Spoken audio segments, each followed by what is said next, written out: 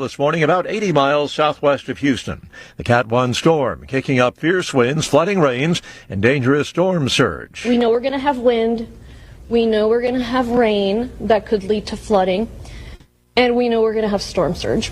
In fact, we already have some storm surge. Harris County Judge Lena Hidalgo on KTRK-TV ahead of the storm's arrival, warning people to take the storm seriously. Jack Bevan is at the National Hurricane Center. Now that the storm is moving inland, it'll start to weaken, and we expect it in 6 hours or so to be down below hurricane strength, and then sometime by tomorrow at the latest be down to a tropical depression. It was a weekend of record-breaking heat across the west. It hit 128 degrees in Death Valley. Today, the East Coast preparing for a day of dangerously high temperatures.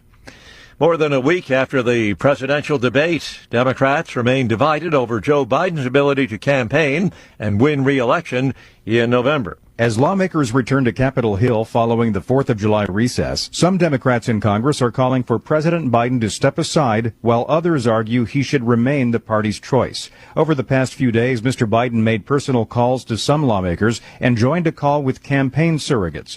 He says he has no plans to leave the race and believes he's the best qualified candidate to beat Donald Trump. Greg Clugston reporting. A children's hospital in Kiev among targets hit by a Russian missile barrage. It's killed at least 28 people, injured almost 100 across the country. On Wall Street, ahead of this morning's opening bell, the Dow futures are up 78 points. More on these stories at townhall.com. Anyone with everyday aches and pains, I've got a question. What are you missing out on? Probably a lot. So let me tell you about Relief Factor. Relief Factor is a drug-free daily supplement that helps your body fight pain naturally. It doesn't just mask pain, it helps reduce or even eliminate it. In about 3 weeks, you'll discover what it's like to feel better. Go to relieffactor.com or call 1-800-4RELIEF and save on your first order. That's 1-800-4RELIEF. What does it take for organizations to triumph? It takes the trust of people like you. And that's why an estimated 14 million givers look for the ECFA seal.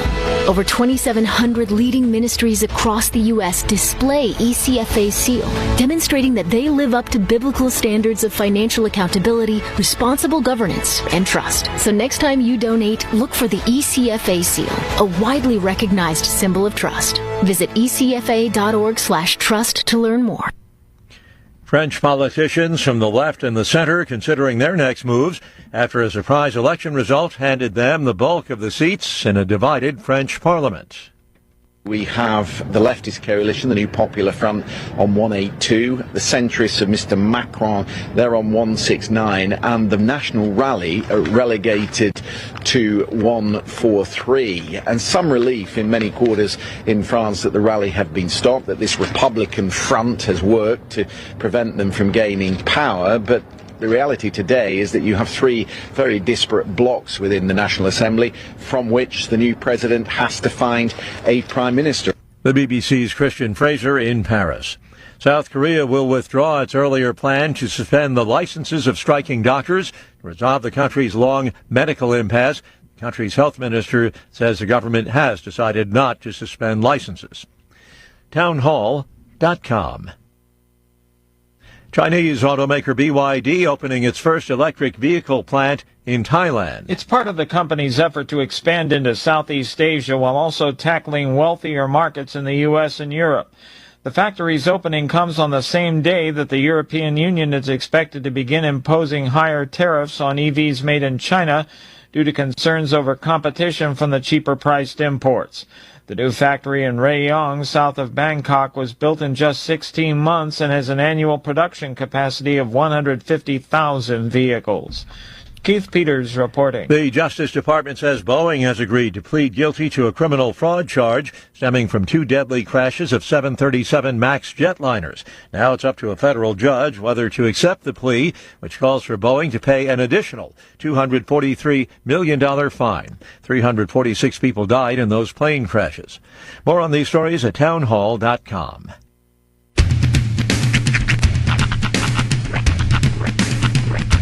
What in the wide, wide world of sports is going on here? I promise you, whatever scum did this, not one man on this force will rest for 1 minute until he's behind bars. Now let's grab a bite to eat. Yeah, come on. I feel the hot wind on my shoulder and the touch of a world that is older. I hit the switch and check the number. I leave it on and then I slumber. I hear the rhythm ringing through it. Flamenco guitar and cumbia music. I hear the talking of the DJ. The tablet said, what does he say? I'm on a Mexican radio. I'm on a Mexican radio. Broadcasting live from high atop the J.P. White Building in downtown Roswell, New Mexico. It's Mornings with Mike Winters on 106.5 Roswell's Talk FM. Is that what I sound like when I talk? Now, here's your host, Mike Winters.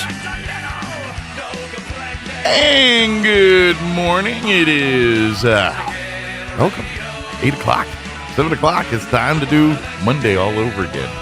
Happy post-4th of July weekend, everybody. Although, and UFO Festival and everything else has been going on here. So,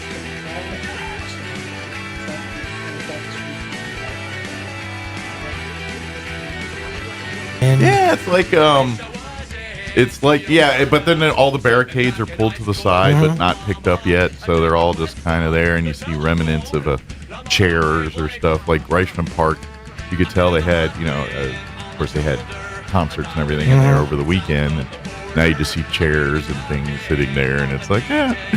Not to mention the remnants. How many artillery shell launchers I've driven over the past 3 or 4 days. Yeah. Throw your trash away, y'all. I mean, still fireworks debris. Well, they were still firing them last night. I know. I was hearing them at 10 o'clock last night. The boom. My kids thought there was a thunderstorm. I'm like, nope, just inconsiderate people. Yeah. Now today, might hear rain. You might. It's. I was looking at the weather. 86 for the high. Yeah, we went from what 105 yesterday. 106. We topped out. Yeah. In your cars, it probably said 117. But yeah, and today our high is like 80. So I got my my new bigger air conditioner installed in my living room, and I had this big metal fan, like one of those industrial ones. Yeah. And I had it aimed right at my couch, so I had the new AC with that fan, and I had this like cold pod. Yeah. Right there. I was like, almost like wanted to go get a blanket. I was too cold. It was nice. I was chilled. Everywhere else was miserable, but I was nice. I was chilled right in this 6x6 area right here. Right. Well, good. But how was your weekend? I was good overall. Had the kids. I did think it was kind of funny. By the way, huge thanks to everybody that made UFO Festival a success, Galacticon and all that. Yeah. It was a great crowd. We got to get out, and we didn't get to go to the festival proper. Yeah. I tend to avoid that area with my kids because they get a little asky. But we did go check out the inflatable water splash zone. Oh yeah, that was a really cool setup, and I hope they do that again next year because that's a really cool little spot. When it comes to water, your kids particularly just gravitate to that. They tend to gravitate. I will say next year now. Granted, there was room for me to have brought a lawn chair and set up shop, but next year put a couple spots for parents to sit and watch their kids. There you go. That's where the beer garden should be. That's where the beer garden should be, exactly. But I will right there. I will say this, and I understand this is just how it works with these kinds of water slides because they're usually set on a grassy field, so a knoll perhaps. There's going to be some mud, there's going to be some remnants on feet. The water tends to get a little dirty. At the bottom of one of the water slides, it looked like a little brown soup going on there. Yeah, it looked like somebody rustled the bottom of a riverbed. In fact, at one point, and I thought this was hysterical, I had to make note of this, there was a kid at the top of one of the slides screaming at the other kids going, "Go into the chocolate milk! Go into the chocolate milk!" It was pretty funny. I felt bad laughing at another parent's kid, but I feel like that would have been me at that age. Yeah, that's me. Well, good deal. I hope everybody had a good weekend. I kind of avoid most of that too. I wasn't feeling good Thursday, Friday. I did go to our American Legion post had a 4th of July cookout picnic thing on Thursday. Right. So we did that but I kind of left that early, not feeling good, and I kind of laid low Thursday, Friday, and Saturday hung out with friends and cooked out and all that. And then yesterday just kind of, you know what? I got my wife to watch the movie Ricky Stenicki. Yeah? Have you seen it yet? Oh, I've seen it. I love that movie. I watched it a couple, like when it first came out a couple months ago. And then I watched it again with Kim. And I said it the first time I watched it. I'm saying it again. We underestimate the comedic genius that is John Cena. He's a tour de force. He is so funny. And a lot of that comes from, he cut his teeth in pro wrestling, cutting promos and stuff. And so you got to learn to kind of be a little tongue in cheek. Yeah. But yeah, he's definitely, his timing's fantastic. Oh my God. And I laughed just as hard with if you haven't seen the movie yet, and the whole premise of the movie is it's some kids that as kids, they get into trouble and they get out of it by inventing a friend. They make up a best friend. Yeah, called Ricky Stenicki. It's all his fault. And it works so well that for the rest of their into the adult lives, anytime these group of friends needed to get out of something or got in trouble for something, Ricky Stenicki was the escape the fall guy. And so the movie cuts to at the kids where they learn about it, and then it cuts to years later where they're adults and they're all working and they're friends and established as adults, and then their relationships and things, and they get out of a baby shower to go to a Ricky Stenicki event, and then of course one of the parents is very suspect that Ricky Stenicki's real, and so of course they have to get Stenicki to come to something, and so they end up hiring a guy they met on their trip, John Cena, who's an actor, an alcoholic actor that transforms the character that is Ricky Stenicki. And the character is an alcoholic actor. John Cena is not an alcoholic. Yeah, not John, his character. But, just for clarification. But he plays his character before he encompasses Ricky Stenicki. He's got a Vegas or Atlantic City, it's Vegas style, but it's Atlantic City style show where he does 80s rock songs, but dirty versions of them. And I wish I could elaborate, but I can't on the radio show. And he does covers of, you name it, Billy Idol, Cher. I mean, he does them all. And dirty versions of their hit 80 songs.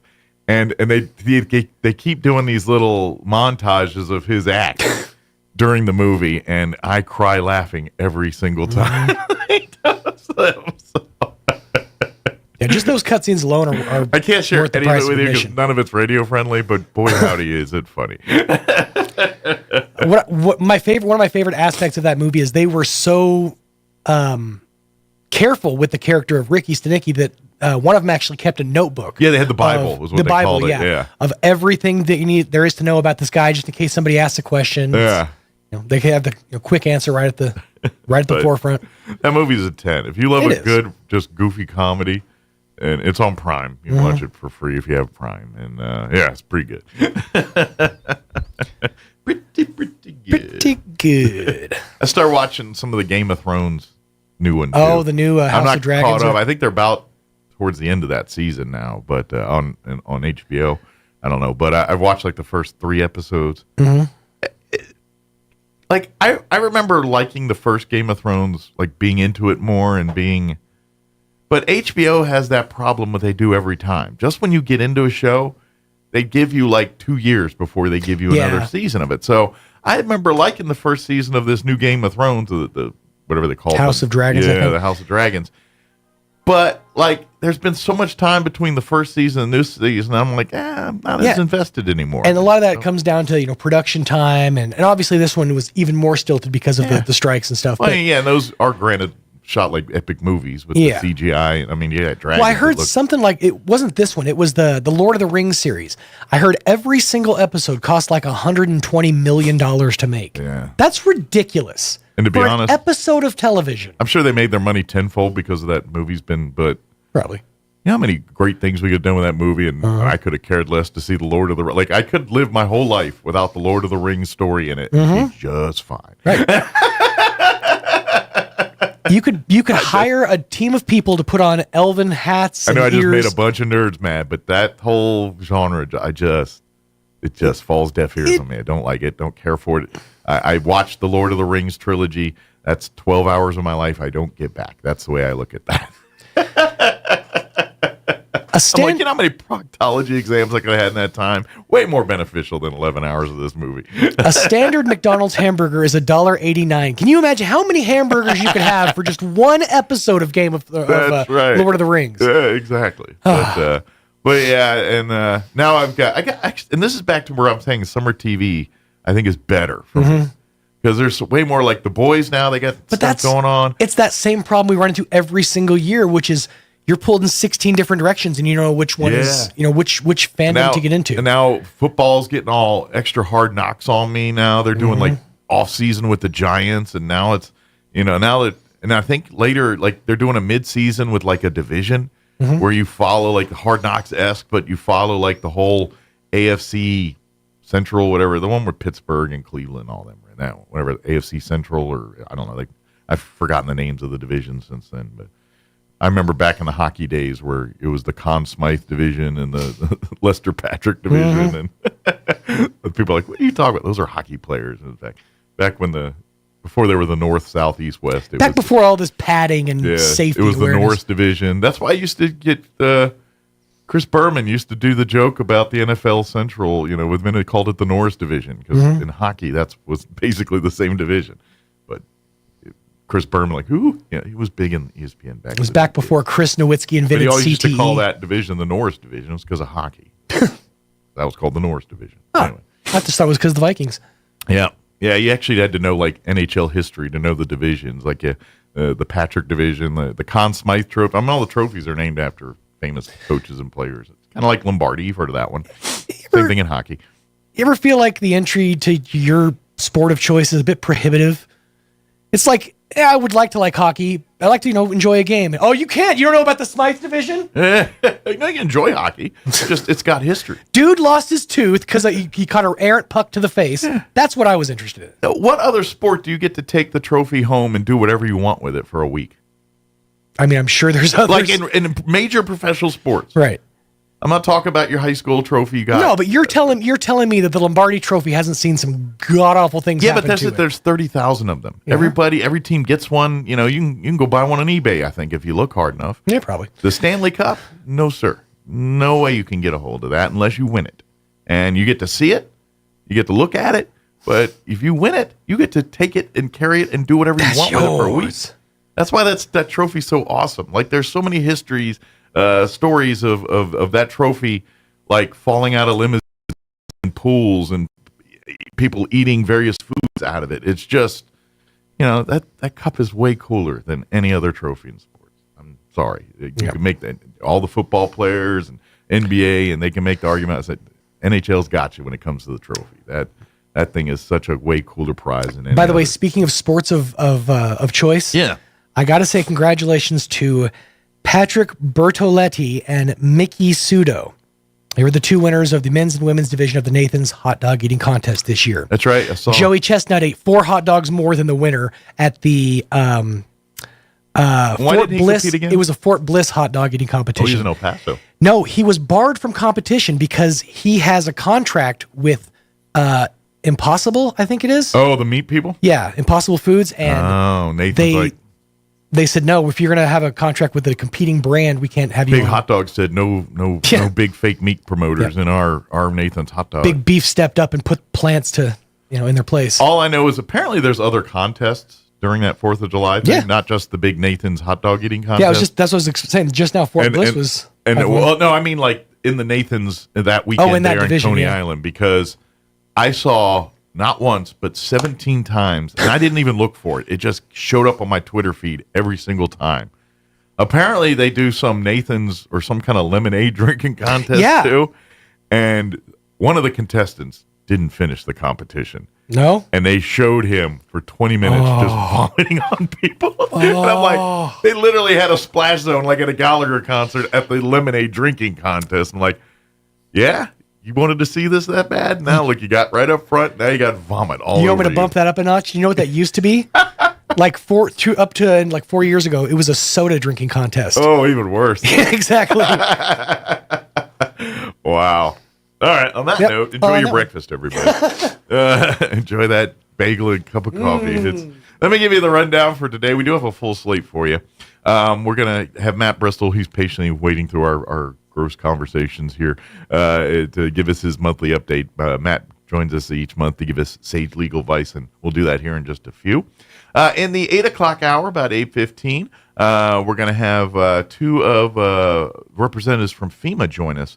Roberto Baldonado and Maria Padron. They're going to be joining us. They're with FEMA. And, of course, they are in town with the Ruidoso fires. And if people, if you're displaced or you got burned in the fire and you got issues and things, FEMA is here to handle and help with all that stuff. So they're going to kind of come in and talk a little bit about what they're offering, services, where you can go to find them, if you need help, what they can do to help you. So they'll join us in the 8 o'clock hour. And then in the 9 o'clock hour, about 9:15, Denise Trowbridge with the Conquistador Council, Boy Scouts of America, to join us. They've got some events coming up here that we're going to talk about and invite you to be a part of. So we got some history and all that stuff coming too with the Conquistador Council Boy Scouts. So Denise will join us and get us an update and all that here about 9:15 this morning. Plus, we'll have all of your features that include the newses of the local national variety, Wall Street business update, and whatever else we can do for today's show. But first, your weather, which feels different today. But then later in the week, I don't think not so much. But today, it don't feel like New Mexico. But here's your weather. I'm meteorologist Steve Hamilton with your Pecos Valley weather. We'll be getting a few showers or thunderstorms today. We have a low-pressure system over western Texas and a stationary front nearby. Afternoon highs will be in the upper 80s. For the overnight hours, upper 60s, windy, and a few scattered showers before midnight, and then maybe a shower or thunderstorm popping up again tomorrow afternoon. We'll stay at about 90 on the high, partly sunny. That's your latest forecast. I'm meteorologist Steve Hamilton. Thank you, Steve. Currently 72 degrees here in Roswell. Humidity is at 64%. Winds currently out of the east at 16, gusting to 28. My trees are moving a little bit out there. I don't know if it's that much, but they are moving. Today we are looking at a 50% chance at showers and thunderstorms. They're talking after 9 a.m. today. So looking for them here in about an hour and a half or so. Mostly cloudy today, high of 77. So according to this, we may not even get to 80. Winds will be out of the northeast, 10 to 15 miles per hour. They expect less than a tenth of an inch unless we actually get like a thunderstorm rolling through the area today. So rain, but probably not a whole lot of it. Tonight we are looking at a 30% chance of showers and thunderstorms, mainly before 9 p.m. Mostly cloudy, overnight low of 66 degrees. Winds out of the northeast, 5 to 10 miles per hour. Tuesday, we're back up into the 90s, sunny and 92 tomorrow. Winds will be out of the southeast, 5 to 10 miles per hour. Tomorrow night, we are looking at a 30% chance for showers and thunderstorms. Partly cloudy, overnight low of 68 degrees. South winds 5 to 10 miles per hour.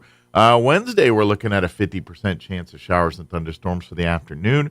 Mostly sunny and 93 with winds out of the southeast at around 5 to 10 miles per hour. 30% chance of rain Wednesday night as well. Partly cloudy, overnight low of 68. 20% chance of afternoon showers and thunderstorms Thursday, mostly sunny and 95 otherwise. Friday, sunny and 97, and then looks like we'll be in the upper 90s, 97, and sunny on Saturday and Sunday as well, more of the same, 97. So cooler to start the week and then back up into the upper 90s to finish it.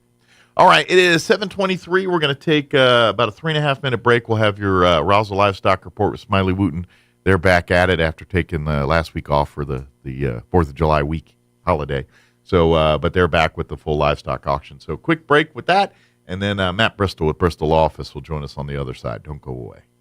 Good morning, this is Smiley Wooten at the Roswell Livestock Auction. A good July run this week with a nice selection of all classes of cattle, especially high-quality native calves, light yearlings. We expect to sell 1,100 head. Break it down like this: 125, 150 weight cows and bulls, 50 to 75 pairs of bred cows, 800, 850 calves and yearlings. Today's sale will include 20, 25 cow-calf pairs, mostly black, white face, Charolais crossbred cows with Angus and Charolais calves at their side. These pairs 3 to 10 years old. 12 bred cows, Mr. Tom Heck, El Paso, Texas. Extra quality black and Charolais crossbred cows bred to Angus and Hereford bulls, 3 to 6 years old. 40 young open cows off the same ranch, thin condition, 3 to 6 years old. 101 calves and light yearlings, SB Family Ranch, Fort Davis, Texas. Extra quality black and black white face Angus crossbreds, they're thin to medium condition, 400 600 pounds. 37 calves, Mr. Henry McDonald, Loving, New Mexico. Extra quality black, red white face English crossbreds. They're all calves, one round of shots, 350, 500 pounds. 101 calves, C&R Ranches, Marfa, Texas. Extra quality black white face, red white face English crossbreds. One round of shots, 350, 500 pounds. 34 light yearling heifers, PH Ranch, Monahans, Texas. Good quality crossbred heifers, medium condition, 500, 700 pounds. Several smaller consignments of excellent quality native calves and light yearlings with condition for sale today. Sale time this morning 9 o'clock. Sell pairs of bred cows 9:45 to 10. Be selling calves and yearlings about 10:30. Fairly short on cows and bulls, so don't be late. We expect to sell 1,100 head today. This is Smiley Wooten, Roswell Livestock Auction.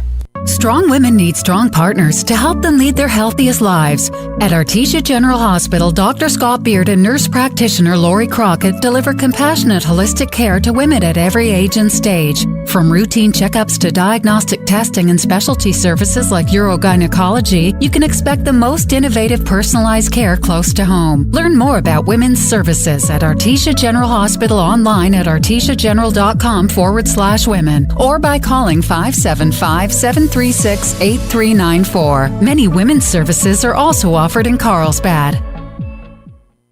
So your trees are turning yellow. You scratch your head and think to yourself, what would Jim Gill do? This is Shirley from Roswell Seed. If Jim were here, he'd tell you all about something he called monkey blood. It's a powder that turns a deep red when you mix it with water. You pour it on the ground under your tree's drip line, and in a few weeks, they'll be healthy and green once again. So when things aren't green, just ask yourself, what would Jim Gill do?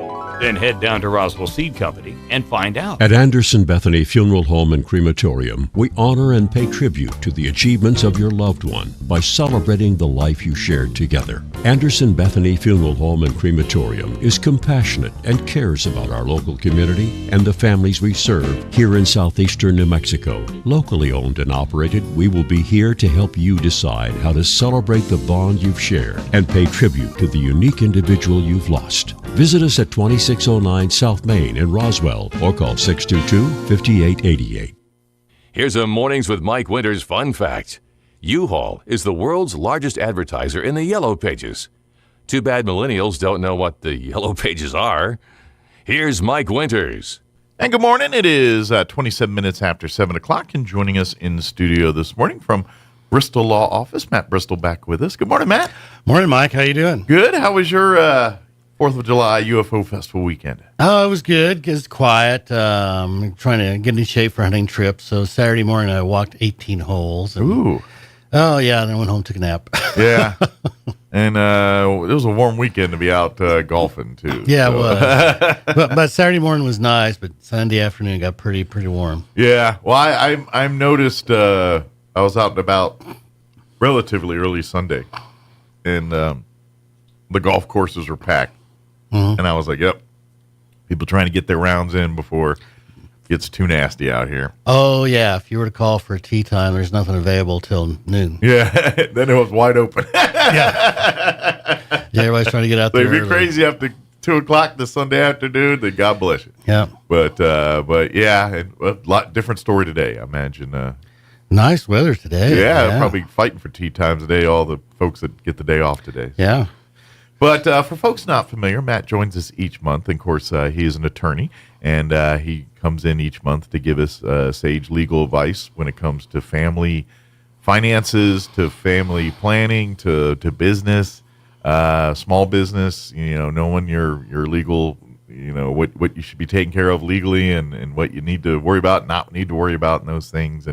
And we talk a lot of ounce of prevention type things to prevent a pound of pain later kind of scenarios. Yes, we try to do that. It's better to avoid problems in the first place. And the older I get, the more I believe it's avoiding a problem is more important than solving one. Absolutely. And I think, and that's, to be honest, that's where, when we describe wisdom, what is wisdom?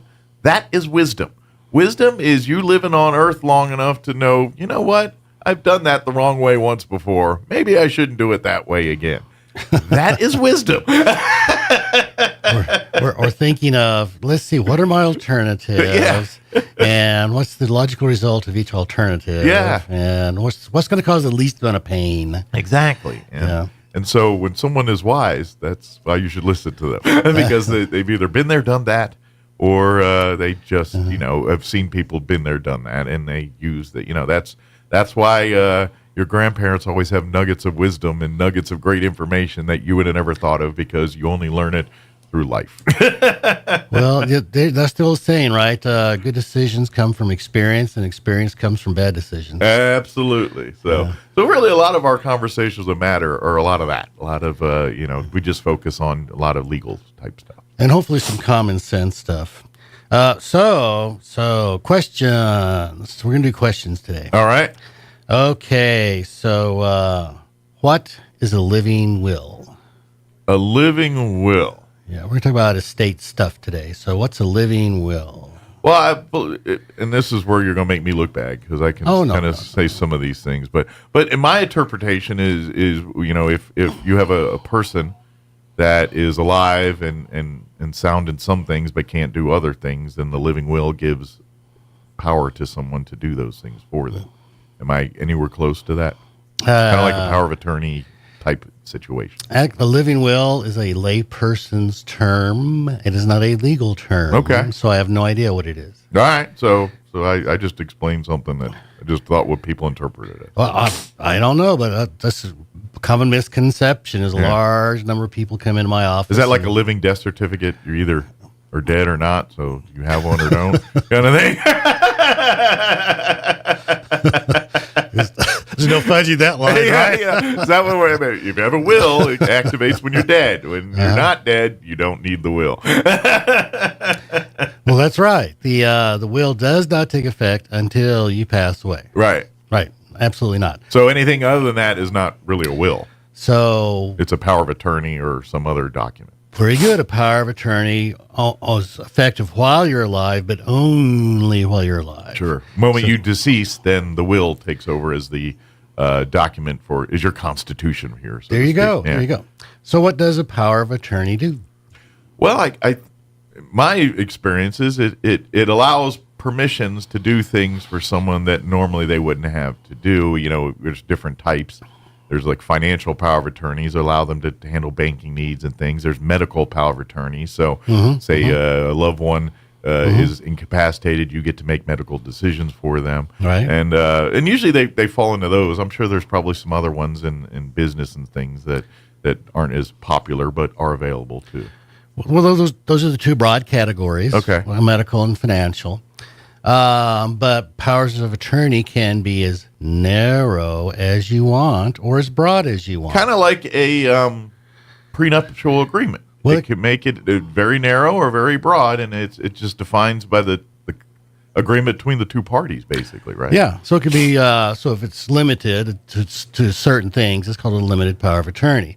So if I'm moving from Roswell and I need Mike to sell my house, I could do a power of attorney to Mike for the limited purpose of selling the house. And only things they're allowed to access would be things relevant to the sale of that house. Right. You can't get in there, and I can't go look at Matt's stock holdings and everything else. Correct. I can just access whatever financials needed to procure the sale of that home. Exactly, yeah. Gotcha. So the rest of my life is still protected and of privacy. Gotcha. Makes sense. Yeah. So power of attorney basically says anything I can do, Mike can do for me. So that's why when I'm dead, it dies with me. I can't do anything. Sure. So if it says anything I can do, Mike can do for me, does that mean I can still do my stuff, or have I lost the ability to do my stuff? I would say no, as long as you're of sound mind. Correct. If something determines you're not, then you probably lose it. But as long as no one's labeled you as not sound mind, I'm sure you're able to make all those decisions. Absolutely. Yeah. You're absolutely correct. So that's a common misconception is power of attorney shares power. It doesn't give up power. And so I see that a lot with adult children. They got elderly mom as power of attorney, and they say, look, I'm in charge of mom now. Sure. Well, no, you're not. And since we're talking this, and I don't want to mess up your No, go ahead. kind of thing, but when it comes to when one can obtain a power of attorney, I know, like when we think medical, a lot of people think in those medical terms, but I got to imagine, is there a point where you can't, where the patient can't make decisions anymore? Is there any way to get a power of attorney at that point, or is that past the point of no return once the patient is of not medical ability to make those decisions? I mean, where's that line that you could still get a power of attorney where you're like, nope, you've crossed that threshold, we can't do that anymore? Actually, I get that question. I had an elderly man come in, and he wanted to get a power of attorney over his brother. And so I'm like, okay, well, why? What are we talking about? Right. But you cannot get one over someone. They have to give it. Right. That's what I'm thinking, so what happens when they do get into those medical situations and there wasn't something established? What's the consequence? Or medical, or it could be just dementia, could be Alzheimer's. But once a person is no longer competent to give a power of attorney, they're no longer competent. Gotcha. And they can't give one to anybody. They're so not what legally happens to competent. decision making for them? What's the protocol there? I mean, do loved ones get a say, or are they completely shut out of the equation now? I think that's going to depend on, in your example, the healthcare provider. Gotcha. So if you've got, all the kids, mom is in the hospital, she's no longer competent to give a power of attorney, and get all the kids in the room. Physicians don't want to get sued by families. Absolutely. So they're probably going to converse with the family to some extent. Try to, within the law, get a consensus. Yeah. Without violating HIPAA. Sure. Yeah. But say somebody's just got dementia and they're going to live another 10 years. What do you do? And that's when you have to go to court and get a guardianship, and which is a process. It's an expensive process because the law is designed to prevent guardianships. Gotcha. The law wants to presume everybody competent. Sure. Yeah. Well, because I imagine if you don't, that's when you get the slippery slope of indentured servitude and Lord knows what else. well, yeah. So if granddad's standing on the street corner handing out $100 bills, is that crazy or is that eccentric? Sure. So yeah, because at the end of the day, it's his money. He does what he wants. That's right. But if he's out there giving away his money because he's not rationally with it, then if he knows what he's doing, then God bless him. It's his money. Do what he wants with it. But the guardianship's designed to prevent guardianships because we don't want the greedy little grandkids trying to take over grandma's fortune. Right. Just because grandpa wants to give it away because he thinks you're a snot bag, that's his prerogative. Oh, yeah. I've had people come in and say, well, mama here is spending all of our inheritance. What can we do to stop it? Nothing. It's not your money. It's their money. They earned it. They can do what they want with it. That's right. It's not become your money until they die if they so choose to give it to you. Exactly. There's no law saying they got to. That's right. There is no right to inherit. Yeah. There is no right to inherit. Yeah, so be nice to your parents. That's right. That's the moral here. Don't just think you're automatically entitled to it. You're not. So a medical power of attorney, the statutes call that an advance health care directive. Okay. Because you're directing in advance. It's got two parts. One is medical decisions, and the other part is end-of-life decisions. Gotcha. Like, if machine's the only thing keep me alive. Sure, if they're under coma, when can that plug be pulled, so to speak? Versus, should they go with this aggressive treatment or less aggressive treatment? That's kind of the difference you're talking about there. When they're saying, okay, there's cancer, they're incapacitated, but we could try this treatment or this treatment. What do you think? Versus, we're done. They're living on life support. You tell us when to pull the plug. Yeah. So pull the plug is directive is technically a little different than a DNR, but the medical community, they call that a 5 wishes document. They call medical POA a 5 wishes document. So if you're in your doctor's office and they ask you, do you have a 5 wishes document? That's what they're talking about. Sure. And if you don't have one, say, no, I don't. Please give me the form and I'll fill one out. Sure. And this might be getting into television show type scenarios here, but since we're talking, it does have me curious. When you get into these DNRs and power of attorney and these situations where people give up their or choose not to be resuscitated, do they get to situations where even though the person has a DNR, where the doctor and the family are like, look, there is something we can do here? I mean, does that debate ever come in the legal world where the person has a DNR, but the doctor and maybe the family are even saying, you know what, there's one more thing we can try here. Does that ever get into the legal world per se, or is that mostly family stuff? Probably family stuff. Okay. So my understanding of a DNR is you're in the hospital bed and you code. Your heart stops. Gotcha. So that's what they do not resuscitate. Gotcha. Versus a directive that says if a machine's the only thing keeping me alive, just turn the machine off. Gotcha. Okay. So technically a little different. So basically, if you're in an emergency situation, they're like, we can jumpstart you or not. We're not going to jumpstart you because of your wish. Well, if you're in the hospital bed and your heart stops and you have a DNR, right? If you're on the street corner, then they're going to try to do that. Correct. But if you're say you're having a heart bypass and things go afoul there, they're not going to try to. I mean, they're going to try to save your life, but when the point of no return hits, they're not going to keep trying, basically. Yeah. So and I don't know where they draw that line. I remember when my grandfather was over 100 years old. He's 102 and had to go in for gallbladder surgery. And so they asked if he had a DNR. And I said, well, I don't know. Let's ask him, see what he wants to do. Yeah. Because at 102, there's a lot of risks. Sure, absolutely. Yeah, everything's a risk at 102. But it's laparoscopic, and he came out fine. And, good deal. Yeah.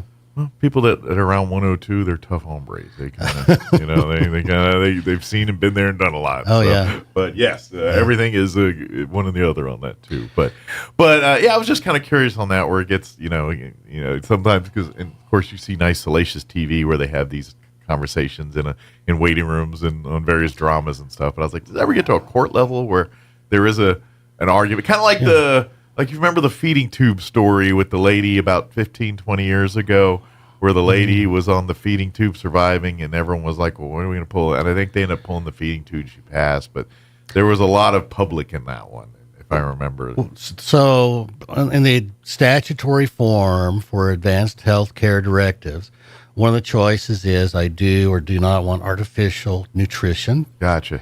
Another choice is I do or do not want artificial hydration except for my comfort, because comfort's a big thing. Sure. There's actually no choice on pain meds. It's the form just says, give me all the pain meds I need. I gotcha. Which is a good thing. Sure, because generally speaking, that's when you're end of life and we're trying to make them comfortable. And, yes. And when they tell you don't take morphine because it'll do this to you, they're like, well, at this point, morphine's a beneficial thing, not a bad thing. Better living through pharmaceuticals. Yeah, that's my motto. Yeah, exactly.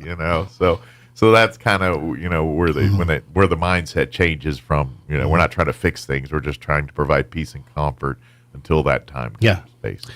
So that brings up a distinction. So the 5 wishes document that the medical community uses is a fill in the blank form. Okay.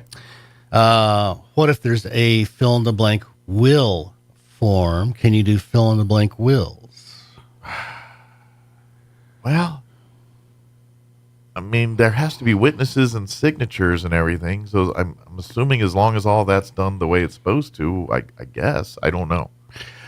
Like a prefab will that you just fill in the blank and then someone notarizes and signs and calls good. I would assume that's... Depends on the state. Okay. New Mexico does not recognize handwritten wills. Okay. Texas does. Gotcha. But New Mexico will not recognize a handwritten will. So if you're filling in the blanks with handwriting, that doesn't work. Gotcha. Okay. So you got a bunch of blanks in the will. Gotcha. So, okay. Yeah, so let's go talk to an attorney and get that done correctly. So what if someone types up their own will and an attorney signs off on it? Is that okay? What do you mean signs off? So say if someone writes up their own will and then goes to the attorney's office and said, this is my will, certify it. Well, the the statutory requirement is that it be typewritten. Okay. As long as they say they got a keyboard, got on Word, and typed up, in essence, a letters, will-like letters. And so at that point, it's going to need to be witnessed. Okay. 2 witnesses. Not necessarily notarized, but at least 2 witnesses. Okay. And so as long as it's typed and witnessed, it works. That's good to go. Yeah. Excellent. As long as the attorney's in and saw that it was witnessed and it's truly on the up and up and not coerced and that's why things like video testimony, people like to take their phones and video their parents saying, I leave you my house and keys and car. None of that is legal because we don't know if there's a guy behind the camera with a gun to their head. That's you don't right. know. That's so there's no, and so I didn't know if some of this got into that same world. It's like, no, unless you saw them physically type it out and do everything else, that could fall into coercion. So if somebody's got megabucks and there's a fear of a will contest, sure, then they might video the signing of the will, the execution of the will. And so they may be asking questions of, hey, Mike, is this your last will and testament? Sure. And this is what it says. No one's influenced you on what the decisions are here. And this is really who you want to leave your stuff to. And you sure you don't want to leave more money to the no good nephew who drinks all the time? And so if there's a hint of a contest, they might videotape the execution of the will. As an attorney, do you get any kind of say on some of that kind of stuff? Because I imagine, as an attorney, you could see red flags. Like if someone comes in and I want to give all my money to Reverend blah, blah, blah, blah, blah, and you're like, okay, this might be. I mean, at what point do you as your attorney get to kind of step in and say, I detect foul play here, like someone's influencing you. Do you get any kind of recourse or latitude there? You can always refuse to do the work. Sure. So I had an elderly mom and adult son come in, and it's one of those, well, mom wants this, mom wants that kind of things, in her will. And so I'm listening, and I'm thinking, So every time the son says, well, mom wants this in her will, I'd look at mom and say, I'll do whatever mom wants. What does mom want? And he'll talk, and I say, I'll do whatever mom wants, mom wants. And so I took all my notes, and, we sat there, we talked for an hour, and thank you very much. And she came back about a week later and said, this is what I want. Ah, okay. And I said, yes, ma'am. Yeah. I'm going to do what you want. That's exactly what, without fear of the son or whoever it was kind of controlling the situation there and controlling. Well, that should be an interesting surprise when she passes and he thinks it's one thing in there and the will shows up and it's like, she changed that. But a lot of times, the elderly parent will come in with the adult child and says, well, I want to give everything to this child. Okay, well, how many children you have? 5. And so why is this one the lucky one? So they're taking care of me. You're the only kid that lives in Roswell. Sure. I'm ill. The rest could care less about me. Why should I leave them any money? Right. Yeah. They help me pay my bills. They buy my groceries. They're the one who's taking care of me. And so at that point, it sounds pretty logical, Well, and that's why, you get to. So back to my point at the beginning, be nice to your parents. They don't have to leave you anything they don't want to. That's right. They'd be like, good luck to you. Don't let the door hit you where the good Lord split you. Goodbye now. So let's say we got a young couple, maybe a kid or two, don't really have any money or assets yet. There's no equity in the house. There's no equity in the cars. So do you think they would need a will if they don't have any assets? Well, yeah, if there's kids, absolutely. Bingo. Yeah, if there's kids, absolutely. Because what happens? Bingo. What if you get hit by a bus tomorrow, you and your wife? Where do those kids go? Exactly. Till that, you got to solve it. Not everything in a will is about money. Sometimes it's human beings and what happens to them and where they go. Especially minors, yeah. Yeah. Yeah, so you need a will for what's called a testamentary guardian. And that way they can get appointed pretty darn quick. Otherwise, everybody's fighting in the court system now for who's going to raise the kids. Sure. Well, and especially if you get, like I've seen enough scenarios where a mother, young, she has multiple kids through multiple fathers. Some are in the picture, some aren't in the picture. She ends up getting cancer or some terminal disease. And now there's no will in place. What one dad's in the picture, one's not. Where do these kids go? And that's without that will in place, the mother has no decision on where those kids end up going because no will was put in place. Now, whatever the law says, even the dad that's never been in the picture, legally, that's who the kid goes to because he's going to get first shot. Yeah. And so if you don't want those kind of things to happen, you've got to have the will. That's your only protection from those things happening. Exactly. Otherwise, you're leaving that decision to other people. Yeah. And that may not go in your favor because they're not thinking always about you. They're thinking about what's best to resolve the situation at the time. It may not be what you wanted. So. Right. Yeah, the judge in the black robe doesn't know you, doesn't know the kids, doesn't know the family history. Yeah. So it's very important for young parents, to have a will that says. And all your relatives can fight in the wind all they want. Yeah, but we take care of it. It doesn't matter in the law's eyes. Without documentation to say as such, they're going to go to whatever the law says should happen to that child. There's that new TV commercial about that too. Have you seen it? I don't think I have. Yeah, it's mom and dad with probably sister-in-law on the den, and if anything happens to us, we want you to raise our kids. And, oh, thank you, how sweet. Oh, yeah, I did see a couple of those commercials. Peel, right? Peel pops up. Says, I saw one with a car where the dad leaves the kid like his classic car. Yeah. And he's like, that doesn't count. Yeah, I did see that one. I haven't seen the other ones, but I've seen the one about the car. He's got the one about the kids, yeah. But yeah, that's absolutely correct. It is. They're trying to get you to do an online thing. I don't know if I recommend that, but when it comes to legal advice, I always recommend you talk to people that are lawyers, and you get what you pay for and everything else. And yes, there is a convenience to filling in blanks and letting a computer print out your thing, but what happens when you need to? Will it be truly what you want it to be? And that's does it really say what you think it says? Where you're sitting down and talking to Matt could say, all right, well, what about this? What about this?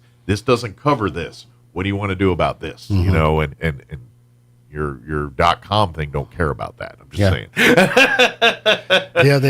I try to think, 3-4 steps ahead. Yeah. Okay, so you're doing pretty good on the answers. So what's the difference between an executor and a power of attorney?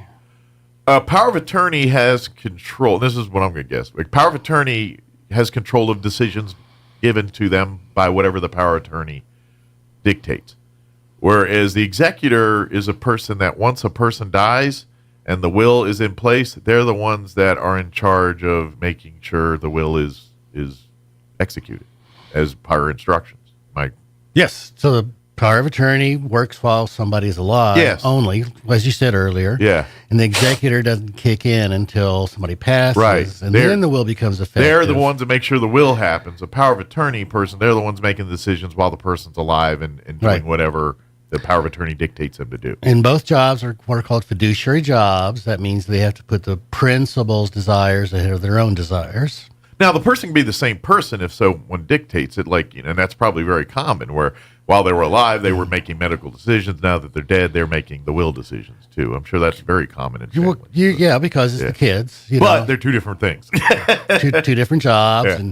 But I had somebody the other day say, I think I need to fix my will. I go, why is that? Well, somebody told me I need to name a power of attorney in my will. And I'm thinking, what? That's two different documents. Wow. Yeah. Where did that come from? Yeah. That's pretty bizarre. That's like adding your lease onto your mortgage. What are you talking about? Yeah. What? Now you're just saying words. So here's a question. Does Mike need Kim's permission to make a power of attorney? No. Correct. No. Now, if it's a marriage-based power of attorney, I'm thinking we both need to be. But if it's for my medical decisions or I can pick whoever I want to, can't I? You can pick whoever you want to. Yeah. You do not have to pick your spouse. Yeah. I'm going to. Don't worry, folks. But in theory, I don't have to. Yeah. Very good. Very good. But some people think they have to have their spouse's permission to make a will or do a power of attorney, and the answer is nope. No. Now that they're your spouse, they can sign usually bank documents and things for you because you're marriage. But when it comes to the other stuff, it's whoever you designate. Mm-hmm. And generally, if you don't have a power of attorney, I imagine it defaults to spouse. Because they have because of that contract, do they get to make legal decisions or medical decisions if there is no power of attorney? For medical stuff, generally the hospital and healthcare providers will talk to the spouse. Yeah.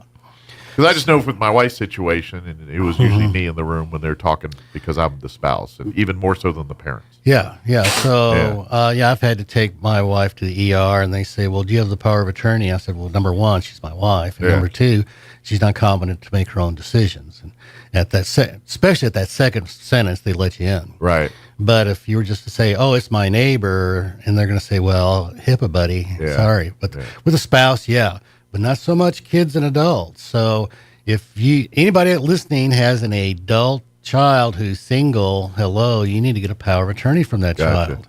Because otherwise, they're a grown person and they get to make their own decisions, and mommy and daddy shouldn't be making those decisions anymore.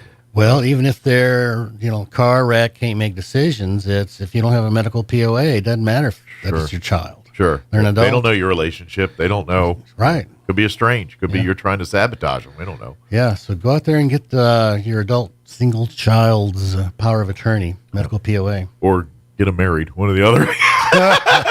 Find them a spouse. To someone you like, yeah, preferably. Otherwise, you'll be seeing Matt for a totally different reason. Then you get to find the other aspects of law he's an expert at.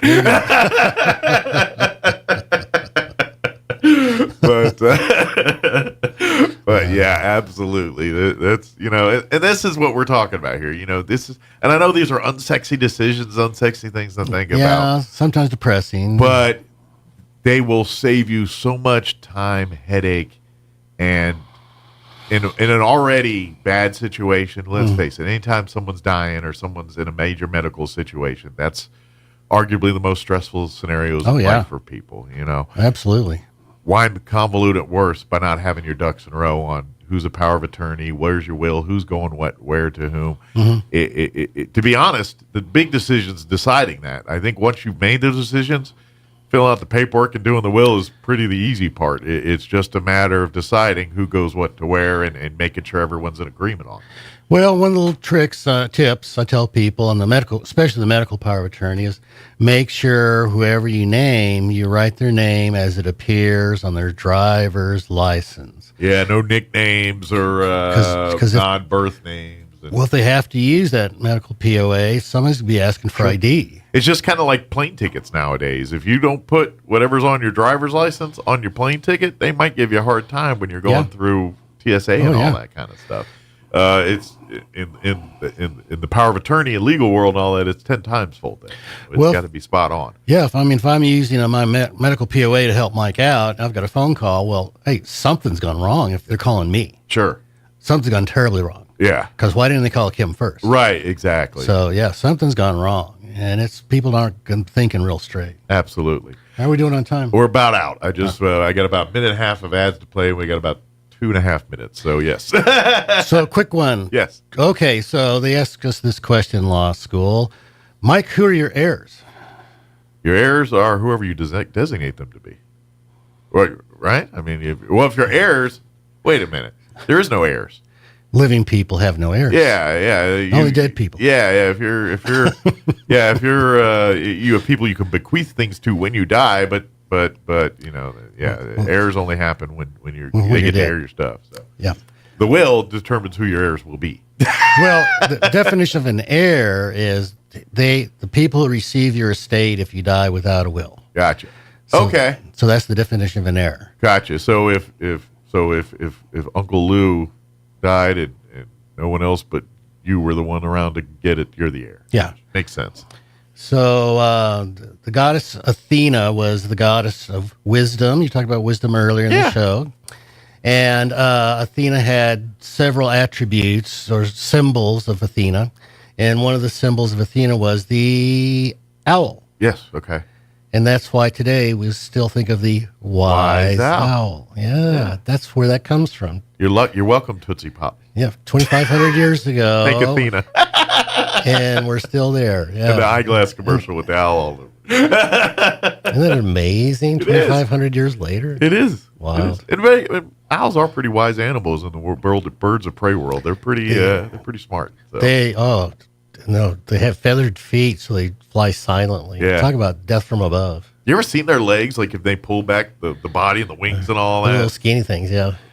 They're pretty gnarly.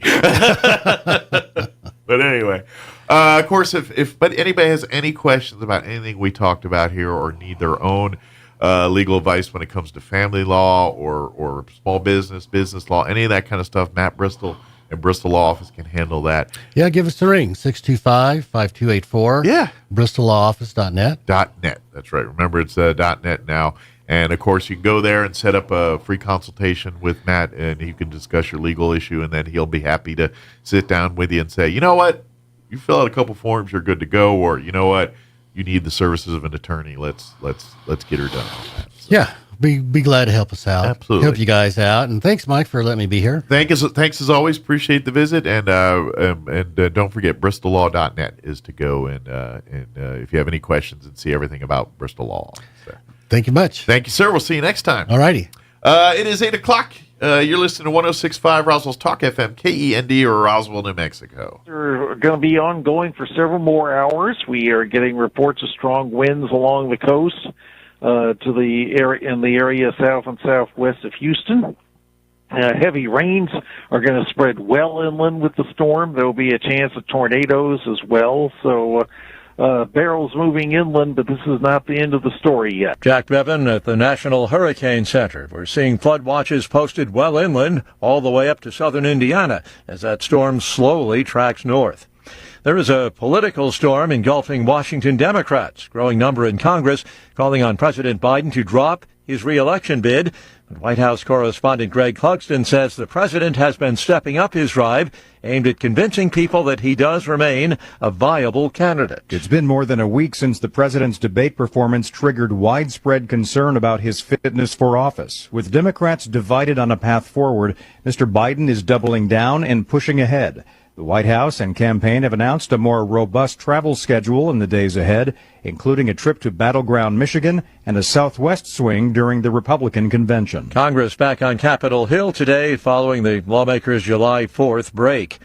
The Justice Department says Boeing has agreed to plead guilty to a criminal fraud charge stemming from two deadly 737 MAX jetliner crashes. A judge has to sign off on the deal. It would see Boeing pay another $243 million in fines. On Wall Street, the Dow is up 237 points, NASDAQ ahead 8 points. More on these stories at townhall.com. Here's an important message from the Diabetes Solution Center. Do you like pricking your fingers to test your blood sugar levels? No one does, but it's important to maintain your health. And now, by wearing a small remote device called a continuous glucose monitor, or CGM, you don't need to prick your fingers anymore. It's easy to use and helps you make more accurate diabetes treatment decisions. If you are testing your blood sugar 3 or more times daily, injecting insulin, or using an insulin pump, call the Diabetes Solution Center right now. And if you have Medicare or most major insurance coverage, you may be able to get a new CGM at little to no out-of-pocket cost. Shipping is free, and we'll even bill your insurance company for you. If you are testing your blood sugar 3 or more times daily, injecting insulin, or using an insulin pump, call the Diabetes Solution Center right now to learn how to end the painful finger sticks and get your own continuous glucose monitor, or CGM, at little to no out-of-pocket cost. Israel's been busy making medical preparations in the event a new war with Lebanon should break out. We have an update from the Media Line's Felice Friedson. As rockets fired from Lebanon become more frequent and more lethal, Israeli officials are completing plans for bolstering the number of medical personnel available to fight a multi-front war. Lacking a sufficient number of doctors and other health professionals, a call has gone international for volunteers to come to the Jewish state for tours of duty ranging from 2 weeks to 1 month. Because a shortage of doctors existed even before the war against Hamas, efforts are in motion to recruit medical professionals who will be used to fill the gaps created where doctors have been mobilized. The nightmare scenario is fighting terror proxies, Hamas and Hezbollah, on 3 fronts. I'm Felice Friedson, Town Hall News, Jerusalem. Find news and analysis at themedialine.org and townhall.com. California Governor Gavin Newsom signs a budget. It includes $12 million to start laying the groundwork for reparations. The budget does not specify what programs the money would go toward. Lawmakers are not considering widespread direct payments to Black Californians this year. However, the state legislature is weighing other proposals. Those include issuing a formal apology, creating an agency to administer reparations programs, and identifying families whose property was unjustly seized through eminent domain. Opponents say taxpayers should not have to pay to address policies and practices from a long time ago. John Scott reporting. Damage assessment is ongoing after Ukrainian officials say a Russian missile barrage struck a children's hospital in Kiev. Not the only target hit, though. At least 28 people were killed in missile strikes all across Ukraine. The daylight attacks included hypersonic missiles, one of Russia's most advanced weapons. Townhall.com.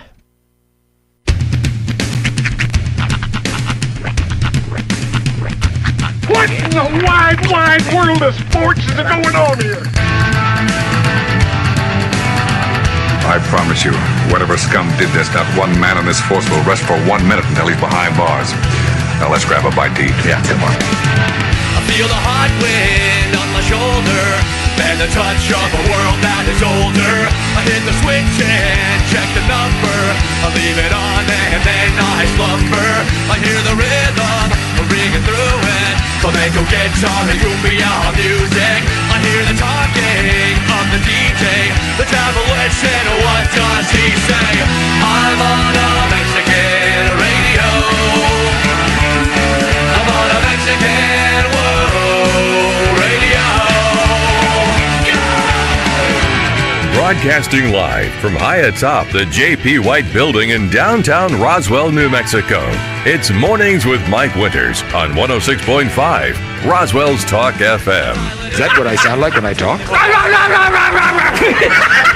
Now, here's your host, Mike Winters. And good morning. It is 6 minutes after 8 o'clock. Welcome to hour number 2. The Deuce. Of Mornings with Mike Winters right here on 106.5 Roswell's Talk FM.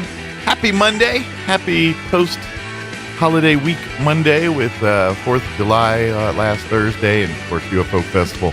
Right after that, everyone kind of getting back to the, I guess you could say, the summer grind here. You know, kids are still off school and people are still, you know, thinking about vacations and things like that. But as far as a normal summer week, we're back into it here as now we've done, got through UFO Festival and everything else. By the way, the excitement doesn't stop. You know, we were joking with Barbara last week, talking from Main Street Roswell, talking about, you know, getting her up for UFO Festival. And of course, it was a very busy week for Main Street and many other entities, obviously. But they don't slow down. I mean, yes, we got UFO Festival. We just got through all that. But this Saturday, they start the Farmers and Garden Market here on the courthouse lawn. Beginning this Saturday, the Main Street Farmers Market. That's, I don't know. To me, that's one of the coolest things of summer in Roswell. I mean, yes, UFO Fest, we get a lot of cool stuff, but the Saturday morning Farmer and Garden Market that happens every Saturday morning, they usually start about 7 a.m. and go till about 11 or so here on the Chavez County Courthouse lawn. That gears up this Saturday. So definitely want to get out there. And I'm telling you right now, if you've never been before, because they have a lot of everything. I mean, yes, produce, vegetables, it's all handmade stuff. It's you know, you're not going to go there and find a Scentsy booth or anything there. It's nonprofits. There's lots of great crafts and arts and stuff, but great foods and produce and everything else. If you're there strictly for the food and produce, get there early. They open at 7. You're going to want to make sure you're there, especially these first couple weeks, because I imagine in the farmers market, it starts here right after UFO Festival, and then it usually goes till September, October timeframe, and that really depends on crops. If they're having good harvesting seasons, that farmers market will go into October. If the weather is not as cooperative and the crops aren't as plentiful, then they usually shut down a little bit earlier than that. But that all depends on weather and a few other variables there. But Every Saturday they're out there, and we get all of our farms around the region. They come in and bring their stuff. Mom and pops with their local produce come in as well too. It's everything. You get all there, and you got to come each week, because as the summer progresses, certain products start flowing in, some start flowing out as seasons and things. Right now it's early, but give it here in a couple weeks, you're going to start seeing green chili rolling in there pretty heavily and all that. You might see some this early, but I think they're still a couple weeks away from that. But I'm not a farmer, so don't quote me on that. But that's kind of the cool part, and so you get to, well, now we're later in summer, you're going to look for this, and this. That's going to be more permanent than some of this, and it's all cool, great stuff. And come hungry, because there's usually breakfast burritos and baked goods and all kinds of stuff as part of that too. I know our American Legion, I'd say for about 3 years now, maybe. We've been kind of making the farmers market as part of our tradition, and they go out there every Saturday morning during farmers market and set a table up. A lot of times we're usually selling stuff that the auxiliary puts together. Sometimes it's pot holders or things like that. There was masks that year, that COVID, and everybody's masking up and all that. But we also have baked goods, and that's usually pretty popular. A couple of our auxiliary members slave in the kitchen baking up brownies and cookies and things, and I ain't gonna lie, they usually don't last a couple hours. Like we get there at 7, by like 9, all that's usually gone because people like them.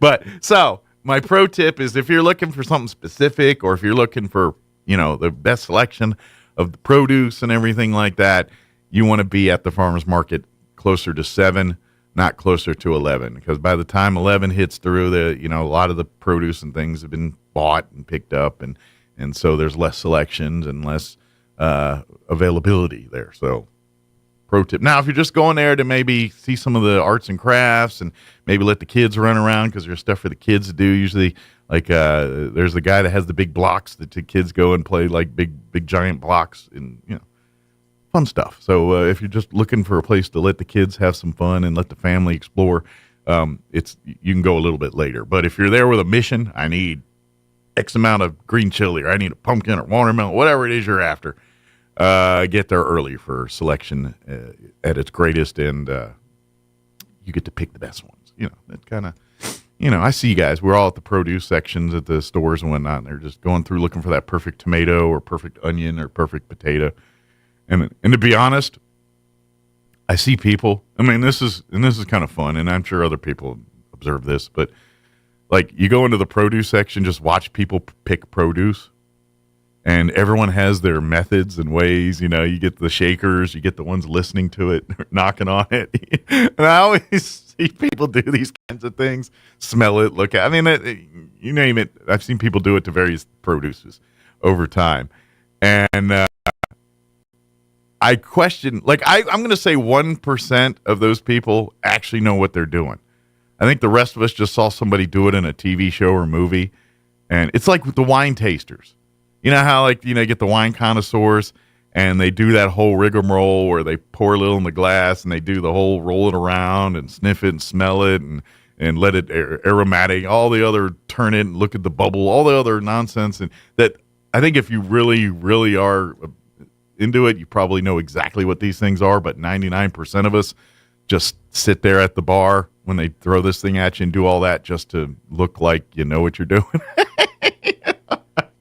Just to look important, I think most of that, you go in there and you see the wine and you get all these people and they're doing it. I'm like, I'm going to safely say 1% of those people actually know what they're looking at and know what they're doing. The rest of us are like at the fruit stand, just knocking and shaking, and I don't know, I hear something, I guess it's good.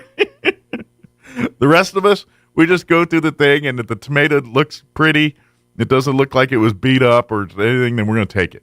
If the watermelon doesn't look like it's got a flat side or been sitting in the dirt, and it looks, something pretty that when you cut it, it'll look good on your table, people buy it. Past that. But if you do want entertainment and you're looking to kill an hour, find a busy produce section at one of your local grocery stores and just kind of meander around a little bit and watch people pick their veggies and fruits and watch the various things people do to select their perfect fruit. That's pretty good. Let me give you the rundown for this hour. It's kind of quiet right now. Sean's actually, kids are off doing summer camp things, so he, he's in between his show and getting his kids off to summer camp activities and things like that. So that's why he's not here at the moment.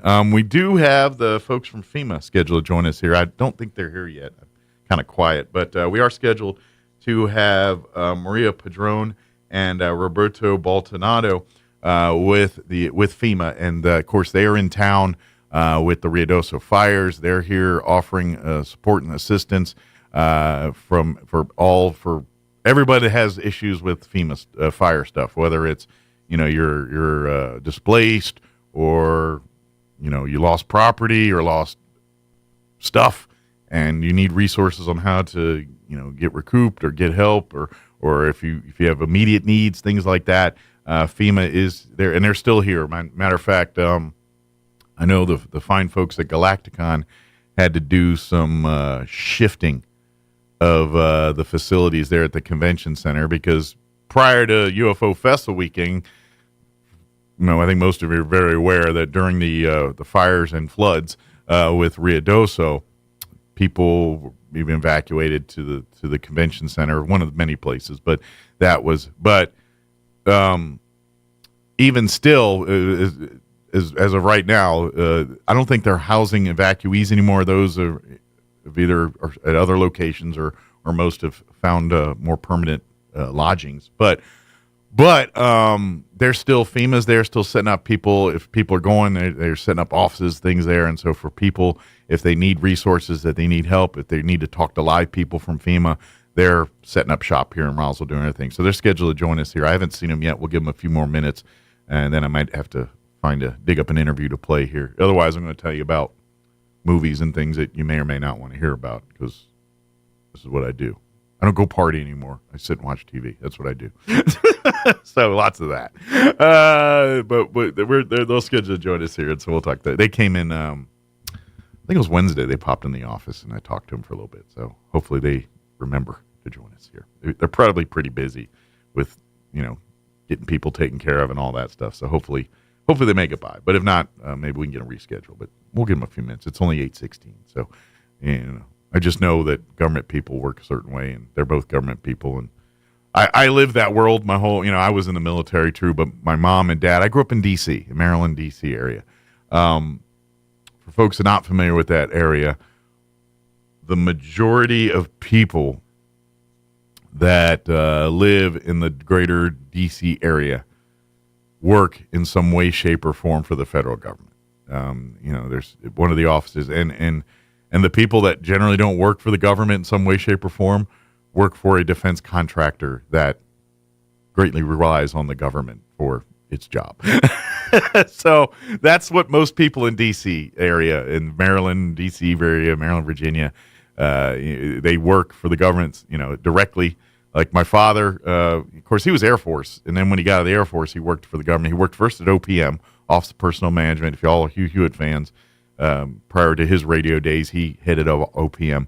OPM is the federal government's office for handling retirements and things. If you are a federal employee, OPM is the office that handles all the retirements and benefits and things for government employees. So that's where my dad started in his, GS career, and then he went on into building management.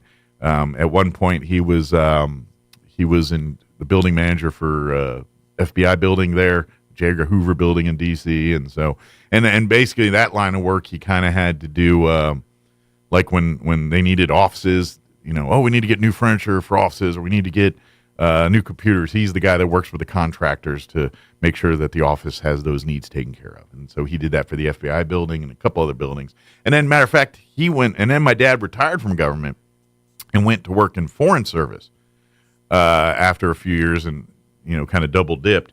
And so he basically did the same thing in foreign service, which with foreign service, he basically went, and my sisters and my stepmom, they all went and spent time in other parts of the world working at embassies. Well, my dad worked at the embassy. They just lived as families, dependents. But so my dad, after he retired from the federal government, quote unquote, went to work for Foreign Service, and he ended up doing building management at embassies in Tunisia, in Africa, in Ouagadougou, Burkina Faso, if you've heard of that.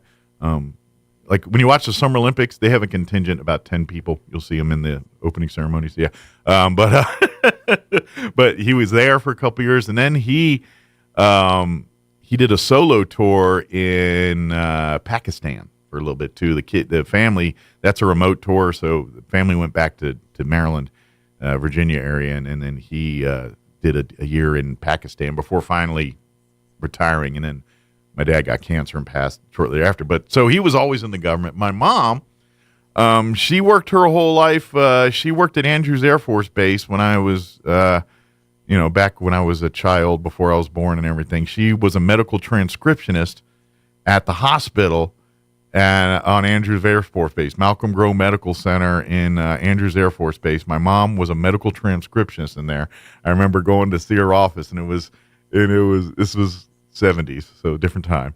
But we go in there, and everyone had electric typewriters because that was the state of the art technology of the day. No computers, obviously. And my mom, that's when I learned more about mini cassettes.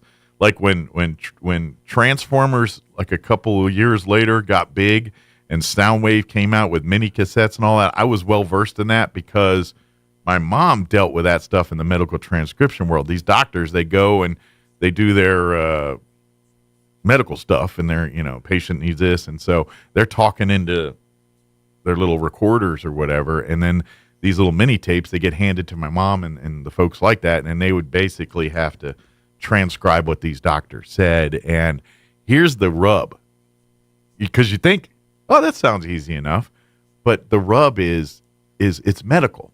So all the terms are medical terms. It's these big, ginormous Latin based, they don't say they got the flu. They've got some syphilis, whatever it is. And so my mom was actually quite well versed at spelling and all that stuff because she had her training, just all these big words.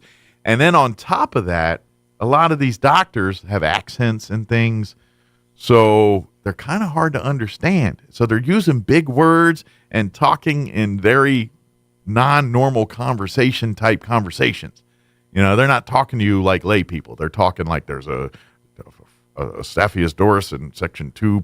They're talking medical.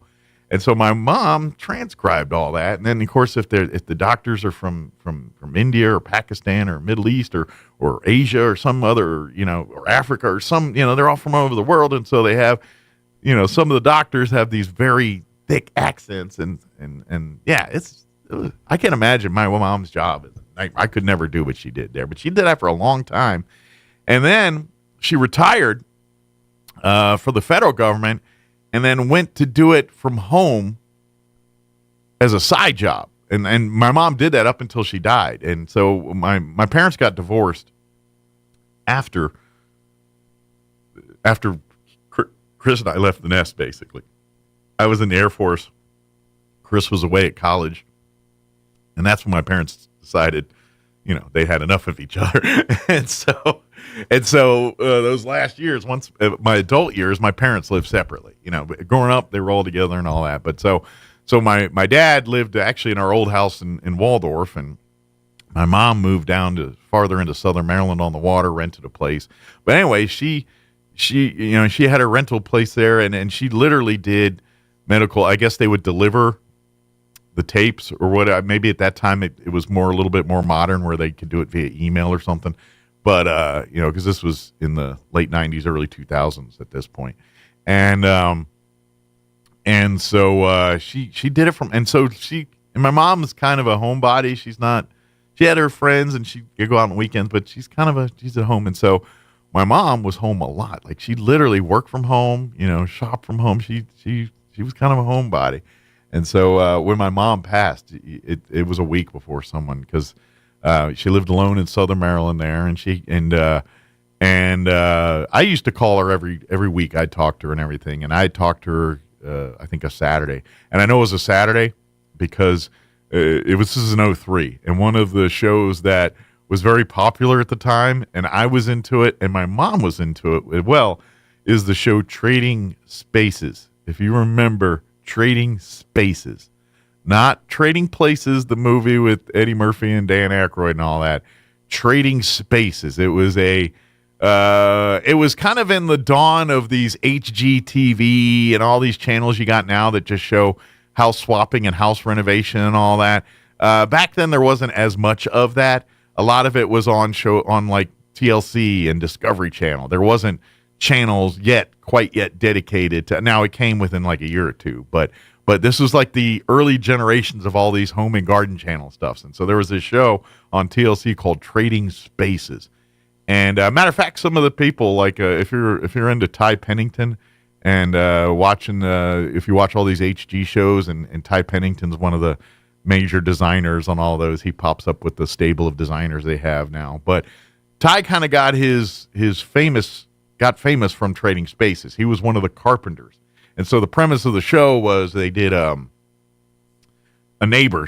friends, neighbors, could be family. Generally, they lived either next door or near each other but as the first seasons, it was literally neighbors next door. And then as it evolved, it was like your family and one lived in one neighborhood, but they're in the same town kind of thing. But anyway, and so basically you pick a room in your house, and then you have your friends or family. They also pick a room in their house, and then you go and remodel their room, and they come and remodel your room. And so each group has a designer and a carpenter that works with them, and the designer kind of lays out the plan, and then at the end of the show they reveal, and sometimes the family loved what they did, other times it got cantankerous. Just depends on the show and the episode and things like that. But that was the premise of the show, and it was a huge hit at the time. And so my mom and I used to always talk about it, and that's how I remember, because it was that Saturday and we were chit-chatting about the Trading Spaces, and I talked with her, and she was going to go that next weekend to a wedding in Virginia with her friends. And so I hadn't called her the next week because I was like, oh, she's not home. And this was, again, before everybody had cell phones and everything else. So, if they weren't home, you left a message, and you didn't just pick up their cell and call them. It wasn't that time. And so I remember working, and then I was at work that week later, that next weekend, and it was like Sunday. And I get a call from my mom's friend, which was very weird. And she goes, have you seen your mother or talked to your mother? I was like, no, she was going to Virginia. And I was like, well, I haven't seen her, and she hadn't been around. So that's when I was like, uh-oh. And so I'm calling and get nothing. And we end up where my dad, who lived about 40 minutes from where my mom lived, ended up driving down to her house, looked in the window, and found her kind of slumped on the couch there, and called police. And police came in and confirmed she's dead. And they believe she died that day I talked to her. Like I had talked to her, and she died of what they believe was an aneurysm in her heart. Like she had a spider web. They didn't do an autopsy because of no foul play, but so they couldn't say for sure. But based on what it was, she had, and weirdly enough, just a couple weeks or a month before that, my mom had gotten some major dental work where she got a bridge put in and some teeth replaced, and so she got her teeth all fixed up, and she was real happy. And this was before they were talking about heart connections and dental work and all that. This is kind of around that time when they were thinking, there might be that connection there. And so I am convinced that my mom's aneurysm heart episode thing was triggered by some of the dental work stuff. Just because now they know that that's all connected now. At that time, it was still iffy and all that kind of stuff. So, but anyway, so they found her, and so it's pretty much determined. I probably was the last person to talk to my mom. I talked to her on that phone for a little bit, and sometime because the TV was still on TLC on, and so she had just, I'm pretty sure. I think I talked to her. I was probably one of the last few people to talk to my mom before she passed. And then, but yeah, I don't know why I got down this rabbit hole, but anyway, it was all federal government. That's what, she worked for the government for so many years and all that good stuff. I guess our guest isn't coming. It's almost 8:30. So let me do this. Let's pause for weather. I'm going to do a quick commercial break. I'm going to dig up an interview that maybe we can play here real quick. I got to find something that's not UFO Festival related because a lot of the talk from last week was UFO Festival. So let's do this. We'll pause for weather. Quick commercial break. If our guests aren't here, I'll come back on and we'll introduce our next interview because, quite frankly, I'm not sure what it is yet. I got to go and dig it up. So we'll do that. Then we'll come back on the other side of commercial. Don't go away. You're listening to Mornings with Mike Winters. I'm meteorologist Steve Hamilton with your Pecos Valley weather. We'll be getting a few showers or thunderstorms today. We have a low-pressure system over western Texas and a stationary front nearby. Afternoon highs will be in the upper 80s.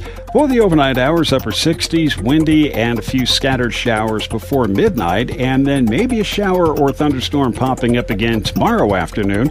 We'll stay at about 90 on the high, partly sunny. That's your latest forecast. I'm meteorologist Steve Hamilton. Attention Roswell and surrounding areas. Celebrate freedom. Celebrate huge savings with 0% financing, more for your trade, and no payments till October during the Red, White, and Blue sales event at the all-new Roswell Ford. With new management and a whole new attitude, Roswell Ford makes trading up to a new Ford or quality pre-owned vehicle fast, fun, and easy. Upside down in your loan or stuck in your lease, Roswell Ford wants to get you released, even if you owe thousands more than your trade is worth, regardless of make, miles, or condition. Right now, get huge savings with rates as low as 0% for 66 months. Plus, we have a great selection of low-mileage, one-owner pre-owned vehicles, all in prime condition, starting at just $10,000.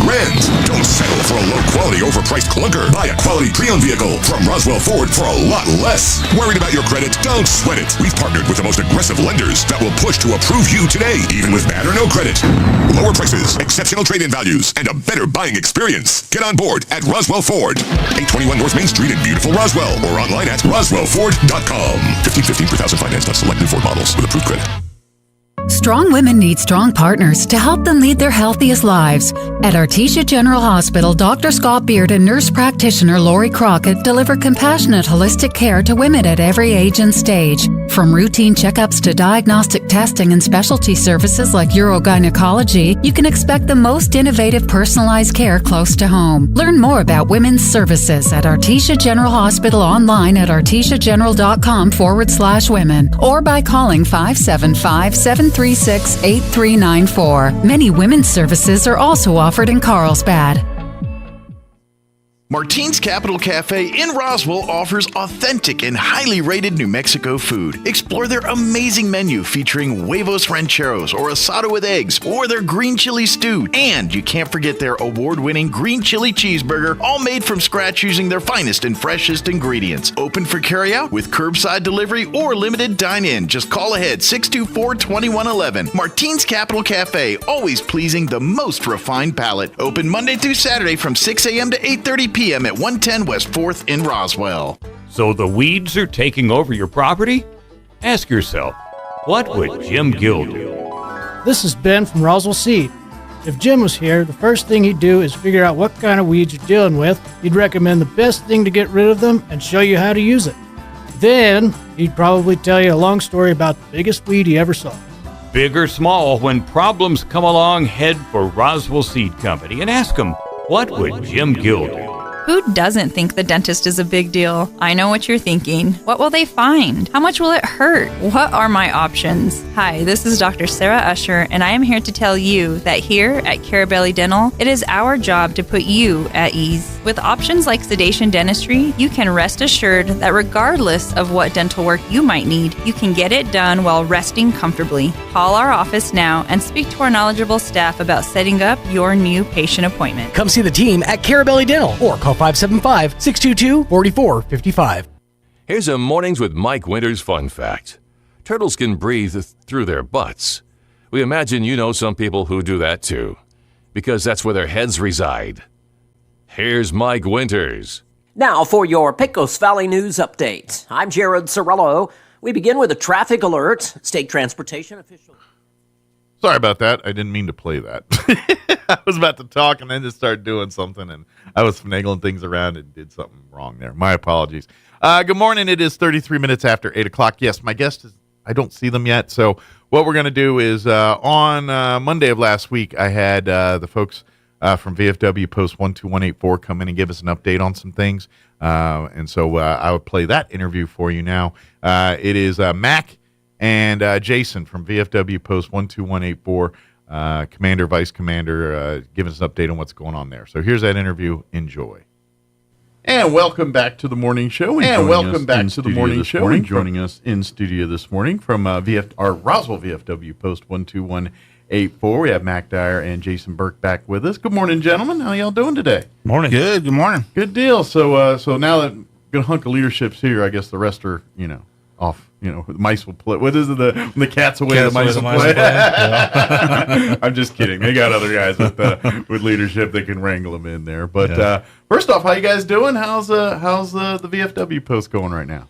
We're doing good. Moving along. Good deal. Still doing good things. Mac here's got a whole laundry list of good things that we're doing. I imagine, like many service organizations in our community, been pretty busy over the last couple of weeks with the wildfires going on in Rio Doso, and it doesn't matter what veterans do after they become veterans. They're always willing to roll up their sleeves and lend a hand where there is. So I'm sure you guys have been pretty busy helping where is needed there. So I guess we'll probably start with some of that. I'm guessing.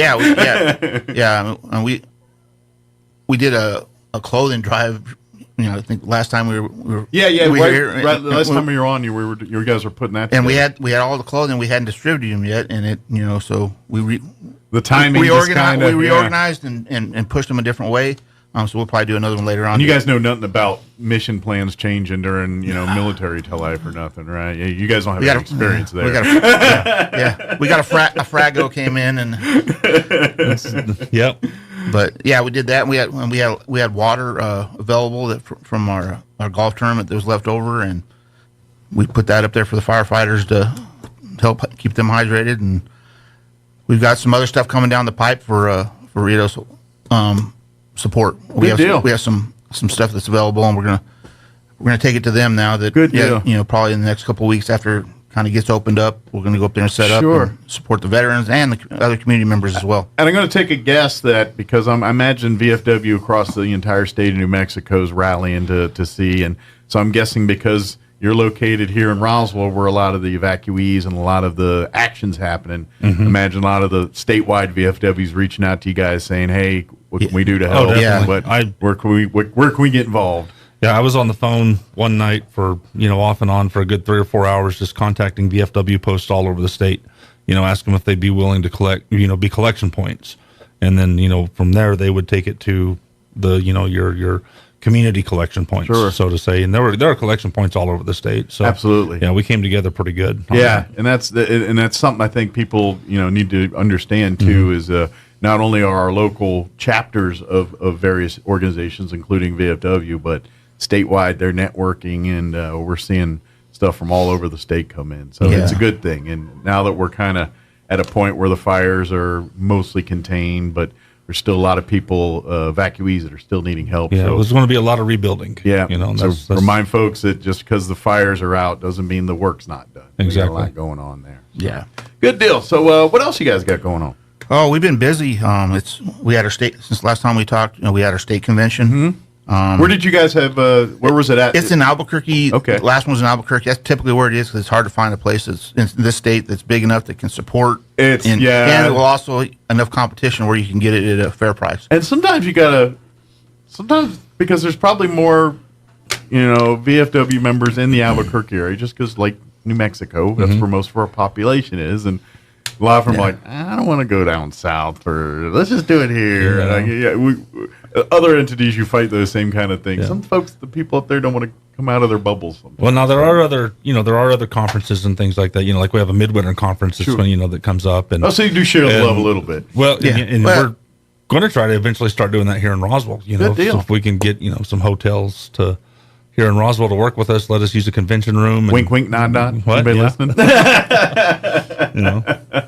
Good deal. Yeah, and for folks that don't know, that does generate some coinage for the city and everything else, because you get depending on the size of that if it's state convention, you probably have a couple hundred VFW members in town, staying in lodging, eating in restaurants, shopping, doing what people do when they're in Roswell. So these are good things. So if there's anybody that wants to be involved with that, reach out to Mac or Jason here, and they'd be happy to talk to you a little bit more about that kind of stuff. So, trust me, it's good. And we're a good hosting city. We love to bring our locals in, and love to bring people from out of town to show them what we got, and be the ambassadors we always are. So good deal. Yeah. So good deal. But anyway, sorry I got sidetracked there. Talk a little bit about some of the highlights from state. Oh, it was a good convention for Roswell. I mean, we did. The Post has done great things this year, and we got recognized for a lot of that. I mean, Jason's one of the top recruiters in the state. He got an award up there for recruiting. We got a national award, a National Law Enforcement Officer of the Year award. Oh, wow. Yeah. He hasn't been notified yet, so we can't throw out a name yet, but we're going to do something big for him. Hopefully he's not listening and be like, wait a minute, I'm a law enforcement. Hold on. Make them all think about it for it's for another one, sir. And we had several state award winners too. The Junior RTC Cadet of the Year came from Roswell. Cool. Actually had anemia, and she's a Roswell resident. Awesome. Her name is Mary Olvera. She's an awesome young lady. She's actually I saw her last weekend at the Capitol at Martin's. Yeah, and she was leaving the next day for the Air Force. She's gone. Oh, what's her plans? She's going Air Force. She reported to Air Force Academy last week, so we had to present the award to her mom. But does she happen to mention what she want to be a pilot or? I don't think she didn't mention anything to me, so I'm not sure if she knows yet. She's probably like, no, I'm going to be in the brass. I'm going to be in the Pentagon running things. Yeah. She's a very impressive young lady. Awesome. Well, she'll good luck in Colorado Springs. She's going to make some memories, and this is that time of year. We're all in our age. That's the time we look back at and all that. So she's about to enter a pretty exciting time in her life. That's awesome. Good deal. Congratulations to her. So, and we also got we won the State Employer of the Year award too. Wow. Yeah. Crumlin Auto Group is our the employer. Well, we all know Crumlin Employer of the Year. Crumlin gets so involved in so many facets in our community, and of course, with your day job, you're very familiar with when they partnered up with the college, and especially when they were doing the renovations of their own mechanics classroom, basically. Yeah. Crumlin kind of said, "Hey, we happen to have some garages and things that we do these kind of works in. Bring your students on down." Well, that's the thing too. If you walk upstairs at Crumlin Auto Group, and you're going to see all these trophies and plaques and stuff like that, and they all have one thing in common. They all say thank you, or they something for community service. So yeah, Crumlin Auto Group's great. Absolutely, they're always and they do so much for veterans. Veterans transport. You're probably very familiar with that. Crumlin's an integral part in making sure that happens. American Legion he supports, VFW. There's way more than I can mention here, and he just keeps doing it. That's that community partnership. How many times do you guys go and see events, major city events, town events? Whether it's a sports tournament or a Cinco de Mayo thing, and Crumlin Auto Group's usually one of the ones in there that helped in some way, shape, or form to make it happen. So it does not surprise me that they excel in this, in hiring veterans and everything else too. That kind of jives with the rest of it there. So that's awesome. Yeah. Good deal. Which makes it good for recruiting for you, I get, because you're like, hey, why you working? I happen to know some. And there's a lot of veterans there at Crumlin, probably from selling to back in the service department to in the management side of things. Oh yeah, too. Yeah. There's a few. Absolutely, good deal. What else we got?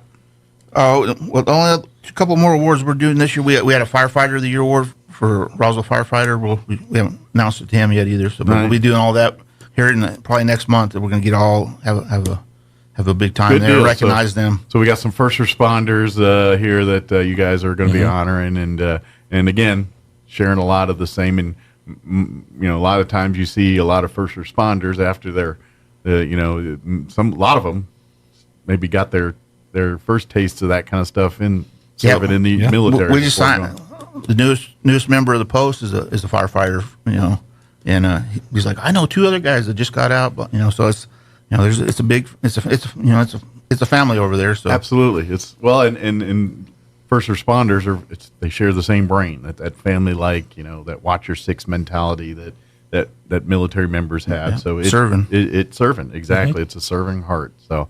It's great that you guys are honoring some of our local heroes here that do the stuff day in and day out.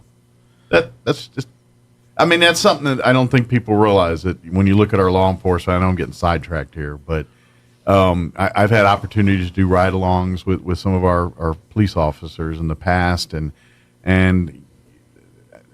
they do so much just little stuff. They're going down the alley. They see homeless folks. They just check in on them. How you doing? Can you get you some water? They're pulling water and their own personal items out of the vehicles to give to people in the, as they're out on their beats, so to speak. And most of that stuff goes unnoticed, unmentioned, unsaid. But our law enforcement, first responders, they're constantly, not only in some of the roughest places in town, but helping as much as they can whenever. Oh yeah, most definitely. Yep. Absolutely. Yeah. So that's a pretty cool deal. So, sorry, what else we got we want to talk about here? We started our Dine to Donut. We talked about it last time we were fixing to start it, I think. And yes, we've been we've had two iterations of it now. Okay. Yeah. Or three. Dine to Donut has actually been going. You're doing about monthly now, or yes, monthly. Yeah, Dine to Donut, and we're doing Patriots on the Patio. That's what we talked about starting up last time. That's right. That was the new one. We've done it I think twice now. Or we've done the Patriots on the patio a couple of times. We did the Army birthday celebration. It fell in line, pretty good. And we did the Army's birthday celebration on the patio there at Texas Roadhouse. Had a little birthday cake and a little camaraderie going on. Absolutely. But meet some other veterans and come swap some stories and some fishtails and have a good time. Yeah, and we're thinking about changing up a little bit. We're going to do some more focused efforts for the Patriots on the Patio to get more participation. We're going to do Law Enforcement Month, and we're going to do kind of a big thing coming up is theme them a little bit. Yeah, because coming up, school's fixing to start again. Before we know it, and we got our scholarships programs are kind of starting to get in full swing. Our Voice of Democracy and Patriots Pen, excellent, and our Teacher of the Year award. We'll be looking for great teachers out there. So we want to invite the educators out there and put the word out about the scholarship opportunities for the kids. The themes are already out, so the kids could be working on them right now, and they could have them done before they come back to school. And it's a great opportunity for them to earn some money for school. Absolutely. Whatever trade school, college, whatever they want to use. Absolutely. There's, especially, if you qualify here, I'm guessing there's probably a veteran tie in some way, shape, or form. It's open to anybody. It's open to the public. Okay. Yeah. So no veteran ties or anything like middle that? Middle school and high school kids. Excellent. They don't have to be tied directly to a veteran or anything like that. It's open to anybody. But we're not giving away, you got to put a little effort in and talk a little bit about it, because it's a learning experience. Yeah, for the middle school kids, it's a written essay. Okay. And then for the high school kids, it's an audio essay. They got to write it out, and then they got to do the speech with it. Yeah. And theme, like for the Voice of Democracy theme this year, is America today our forefathers' vision? Gotcha. And then the Patriots Pen has a little their my voice in America's democracy. So that's cool. It's a pretty neat little deal that they can earn a lot of money if they put effort into it and do a good job. I think it'd just be thousands of dollars.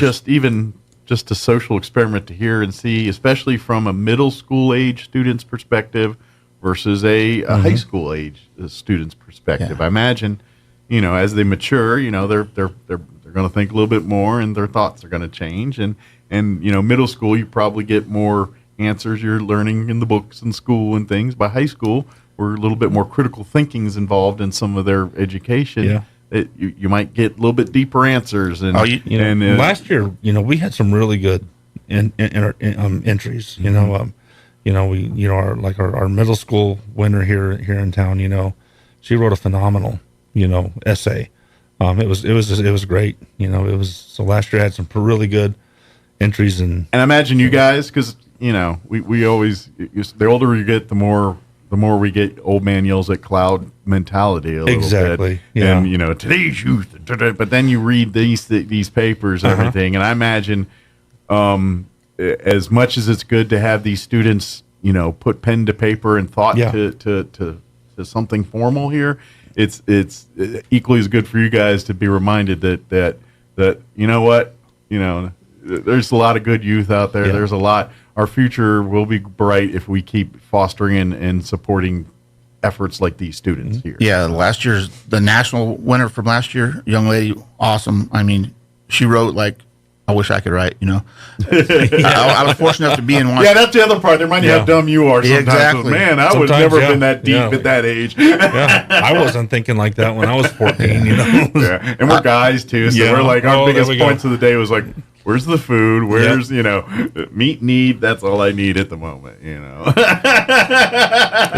you were right though. As we get older, it's like, oh, today's youth. Oh, they're so lost. We get more cynical. But then we read these essays. We read these essays, and we're like, wow. It was refreshing. Yes. I put it to you that way. Faith and hope gets restored a Exactly. little bit. You're like, okay, maybe some of what the cloud we're yelling at, some of that's sinking in a little bit, and that's the good thing. So, and this is why I invite more veterans to get involved too. Yeah. If you're a veteran looking to get involved, I invite you to VFW and say, hey, you're going to end up meeting some people that probably see eye to eye on quite a few things that you do, and that's and it's still that same, it's the good part of the military where no matter the group of people, the obstacles together, there was always a job to be done and good that comes from it, the camaraderie, everything. And that's what VFW is. And if you're looking to get back to that, now the best part is you have less of the red tape of, it's government involved, but you're not painting rocks for no reason, or you know what I mean? Yeah, you're not doing that stuff, but you get the fun part that came from all that stuff, if that makes sense. And I think veterans know exactly what I'm talking about. Other people are like, what are you talking about? But, there's a lot of fun to be had doing the dumbest things on earth sometimes. Makes for a lot of good stories. And VFW kind of evokes that part without you doing the pointless chatter stuff that they had you do to teach you a lesson somewhere or they just try to keep you busy. I'm not sure which, but they'll spin it any way they want to. I think they just need to kill time for an hour and said, go make them paint rocks. Painted lots of rocks. Yeah.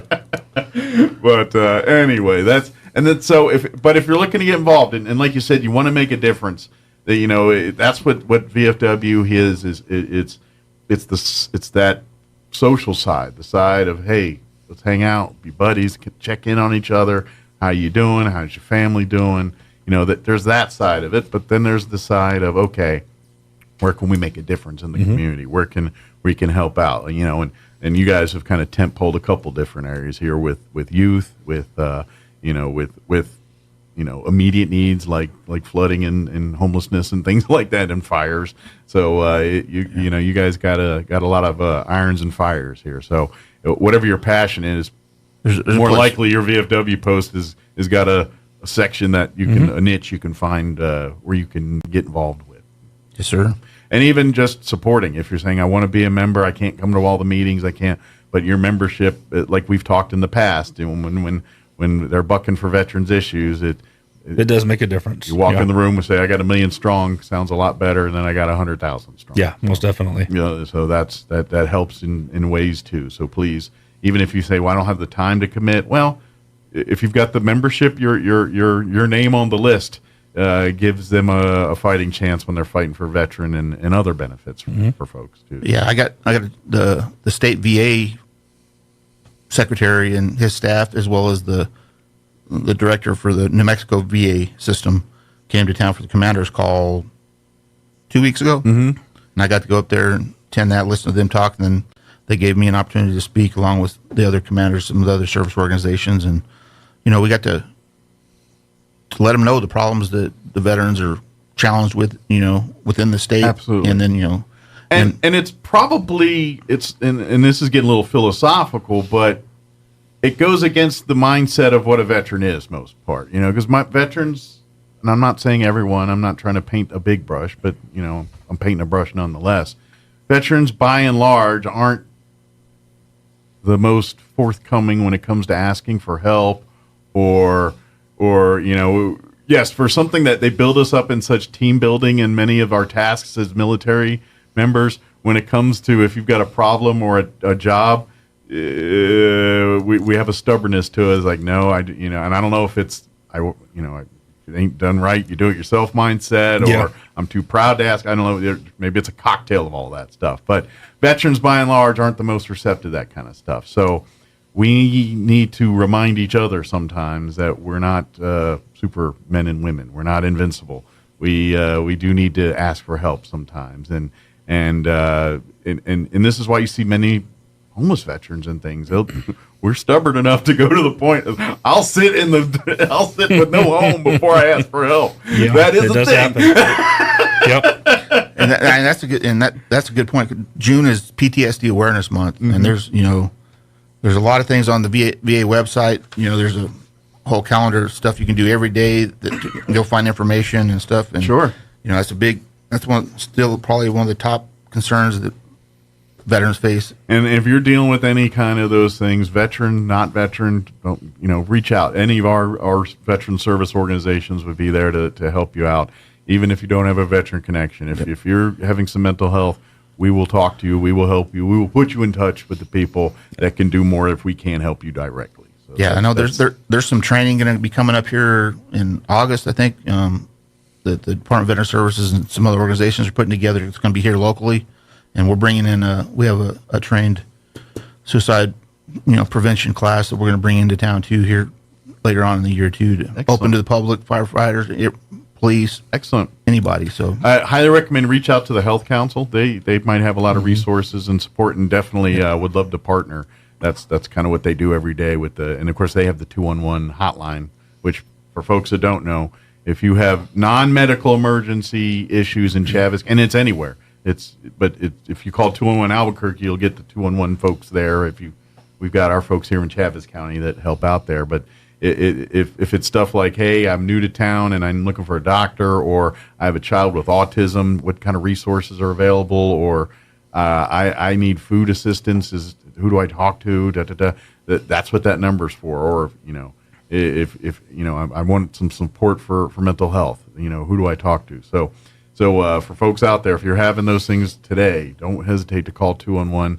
And like I said, it's not an emergency number. If you've got a medical emergency, call 911. But if you're looking for good healthcare information, it's probably your best resource for everything local here. So I imagine you guys tap into that too. They'll love to kind of partner and probably even add more to what you guys want to do to help out there too. So it's kind of definitely we'll definitely reach out to them. But again, come on out. Come, you guys meet the last Thursday of the month. Is it still at Grace Church? Yep, I know 7 o'clock. Still at Grace Church. We're still trying to find a post home. So working on that. Anybody knows of anything, let us know. Reach out to us. Good deal. We're looking for. We're looking for a building. Absolutely, and trust me, I know how expensive that is and everything else. And then when you do find a building, then the sweat equity part comes in because, by and large, they just don't have these prefab VFW posts that are just ready to slap in and move in and ready to go. There's not like a Zillow.com of VFW posts that you can just move in ready. That'd be kind of cool, wouldn't it? That would be kind of cool. Maybe there's a niche. But so people, but please come out to the next meeting here. Like I said, that final Thursday of the month at Grace Community Church at 7 p.m. Come if you're interested in becoming a member of the VFW, or if you just want to check it out, see what it's about, or we're still looking for auxiliary members too.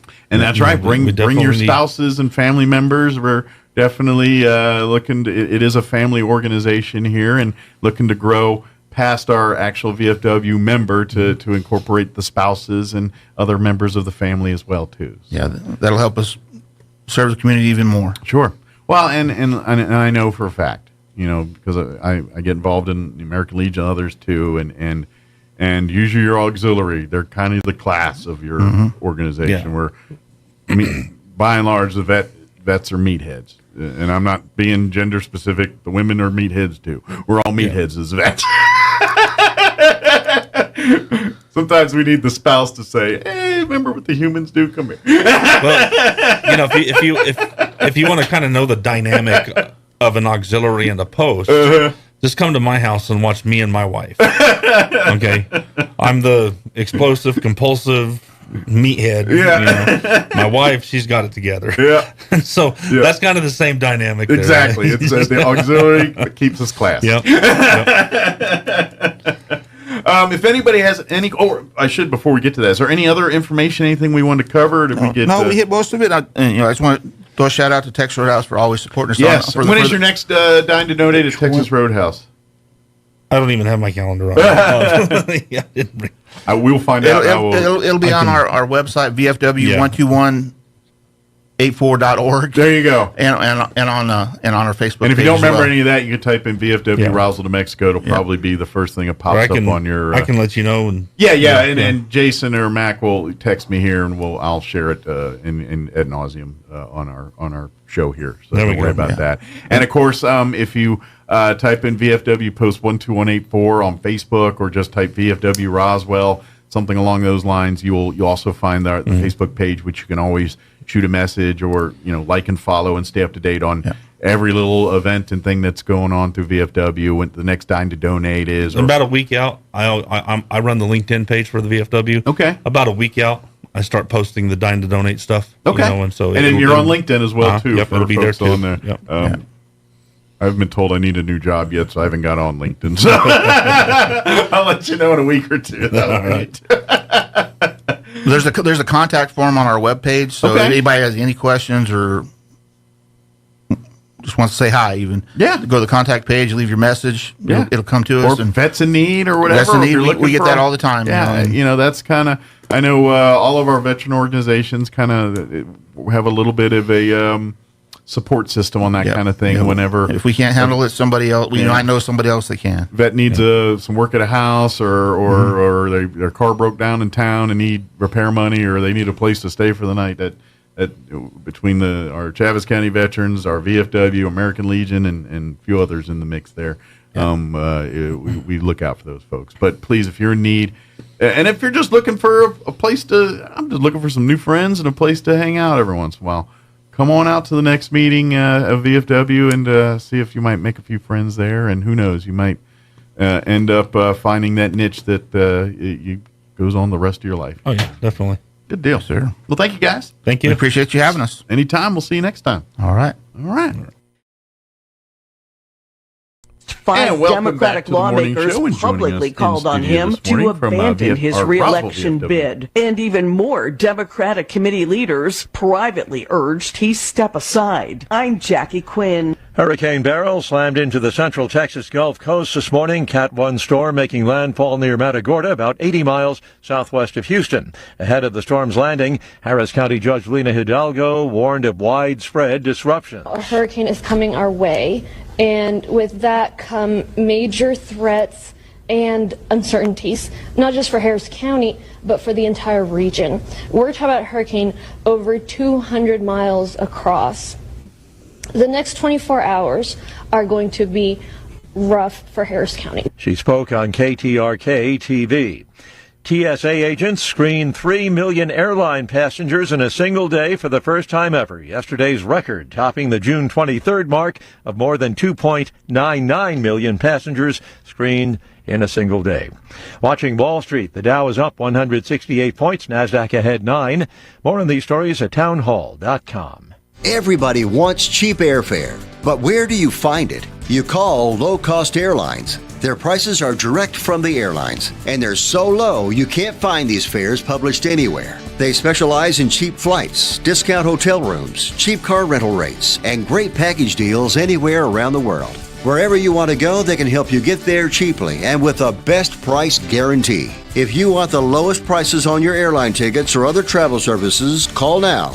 That's right, call. That's the only way to get these rates. Experts are standing by 24/7 to get you the cheapest airfare and hotel rates available. So don't wait. Call right now for the lowest travel prices anywhere and for great last-minute travel deals too. Call 866-755-5300. That's 866-755-5300. Again, that's 866-755-5300. Call us right now. China's leader trying to play the role of peacemaker in the war between Russia and Ukraine. Chinese President Xi Jinping has called on world powers to help Russia and Ukraine resume dialogue and negotiations during a meeting with Hungary's Prime Minister Viktor Orbán, according to China's state broadcaster CCTV. Orbán made a surprise visit to China after similar trips last week to Russia and Ukraine to discuss prospects for a peaceful settlement in Ukraine. Orbán wrote in a Facebook post showing him shaking hands with Xi, "Besides Russia and Ukraine, the end of the war depends on the decision of three world powers, the US, the EU and China. I'm Charles de Ledesma. Ukrainian officials say a large-scale Russian missile attack has killed at least 31 people, injured 154 across the country. One missile struck a major children's hospital in the Ukrainian capital. News and analysis, townhall.com. Vice President Harris's husband has COVID. Doug Emhoff has tested positive for the coronavirus. The office of Second Gentleman Doug Emhoff says he was experiencing mild symptoms and tested positive for COVID-19. That, as his wife, Vice President Kamala Harris, was addressing voters at the Essence Festival in New Orleans Saturday. This is probably the most significant election of our lifetime. Emhoff's office says he's staying away from others at home and working remotely. The vice president was tested this weekend as a precaution and was negative. She's expected to campaign Tuesday in Las Vegas. I'm Jackie Quinn. Boeing will pay another $243 million in fines if a judge approves a deal under which Boeing pleads guilty to a charge of criminal fraud stems from 2 deadly MAX jetliner crashes. More on these stories at townhall.com.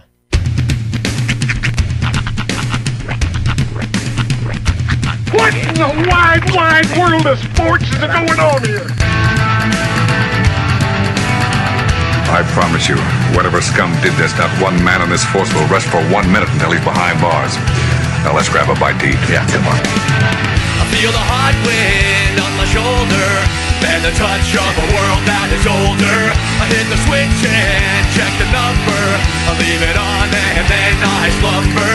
I hear the rhythm ringing through it. Flamenco guitar and cumbia music. I hear the talking of the DJ. The devil listen, what does he say? I'm on a Mexican radio. I'm on a Mexican radio. Broadcasting live from high atop the J.P. White Building in downtown Roswell, New Mexico. It's Mornings with Mike Winters on 106.5 Roswell's Talk FM. Is that what I sound like when I talk? Now, here's your host, Mike Winters. And good morning. It is 6 minutes after 9 o'clock. Welcome to hour number 3. Crazy Viernes. Mornings with Mike Winters right here on 106.5 Roswell's Talk FM. Happy Monday. Yes. It's a full week, too. It is. I ain't gonna lie. It's a full week in a lot of different ways because last week was such a stilted week. Yeah. That this is going to feel like the longest week of your entire life. Yeah, and then we start the Monday like kind of overcast and cooler, which makes it feel weird. Well, forecast pretty much the whole week is. I mean, I didn't see a triple digit all week. No, we're gonna be in the 90s after today, pretty much all week. I'm kind of enjoying that. Got to tour Roswell last hour. Oh, yeah, that was nice. You had kids camps at one end of town and the other end. My son is doing it's a reading preparation thing, and that's over at Del Norte. That's going to be his school. Okay. And then Rhiannon this week started her YouTube creator camp. Yeah, which hopefully your kid signed up. I know we've talked about it on community calendars and everything for a couple months now. Yep. And from what I gathered, they're still taking payments up to today. So if you couldn't make your payment until late, they're still taking payments on that. If your kids wanted to get involved, the second session for older kids is the afternoon. Yeah, it's a kids camp for creating YouTube content, like your own YouTube channel, the do's and don'ts of doing that. Right. And so they get to learn what to put out there, what not to put out there, which is great because Rhiannon has this tendency. She already apparently, and I learned this the hard way, she has a YouTube channel. Because I'm going to guess most of the parents' kids that are listening have some kind of, if it's not YouTube, it's something similar. Yeah. Yeah, I'm sure they all do at this point. Because I do TikToks, and so she picks up on that. But hers are mostly just like, stuff like with her plushies and stuff, like little acting out scenes and stuff. Yeah. But there's no structure behind it. And also, let's maybe ask Dad before you throw, something on the World Wide Web. Like committed is this she consumes her time? She loves the platform. See, and that's what I wanted, because I remember when my sisters, again, this is the closest I have, and one is now just graduated high school, so relatively within the window here. Sure. I remember she went through a phase, probably around Rhiannon's age. Okay. Roughly when she was around her age, where she was having YouTube, and I'm not sure if it was YouTube or at the time it may have been Vine or something. I don't know, whatever it was. Sure. But I remember her like, oh, can you subscribe to my page and all this? And I think she had me and like 6 of her friends. Mm-hmm. And they were kind of, just, she'd put up her little rants that were not even anything I understood or cared about. It was something in her world. And, but it kind of faded. Like after, I think she got a little older, other interests consumed her. So I'm wondering if this is. Well, I'm just wondering if this is Rannon's niche, or is this just the thing to get to her next thing? She's always been pretty close to YouTube. Like she learned a lot of how she speaks conversationally through a lot of those videos and stuff. So, cool. Well, and for her, it's a unique tool because she is on the spectrum.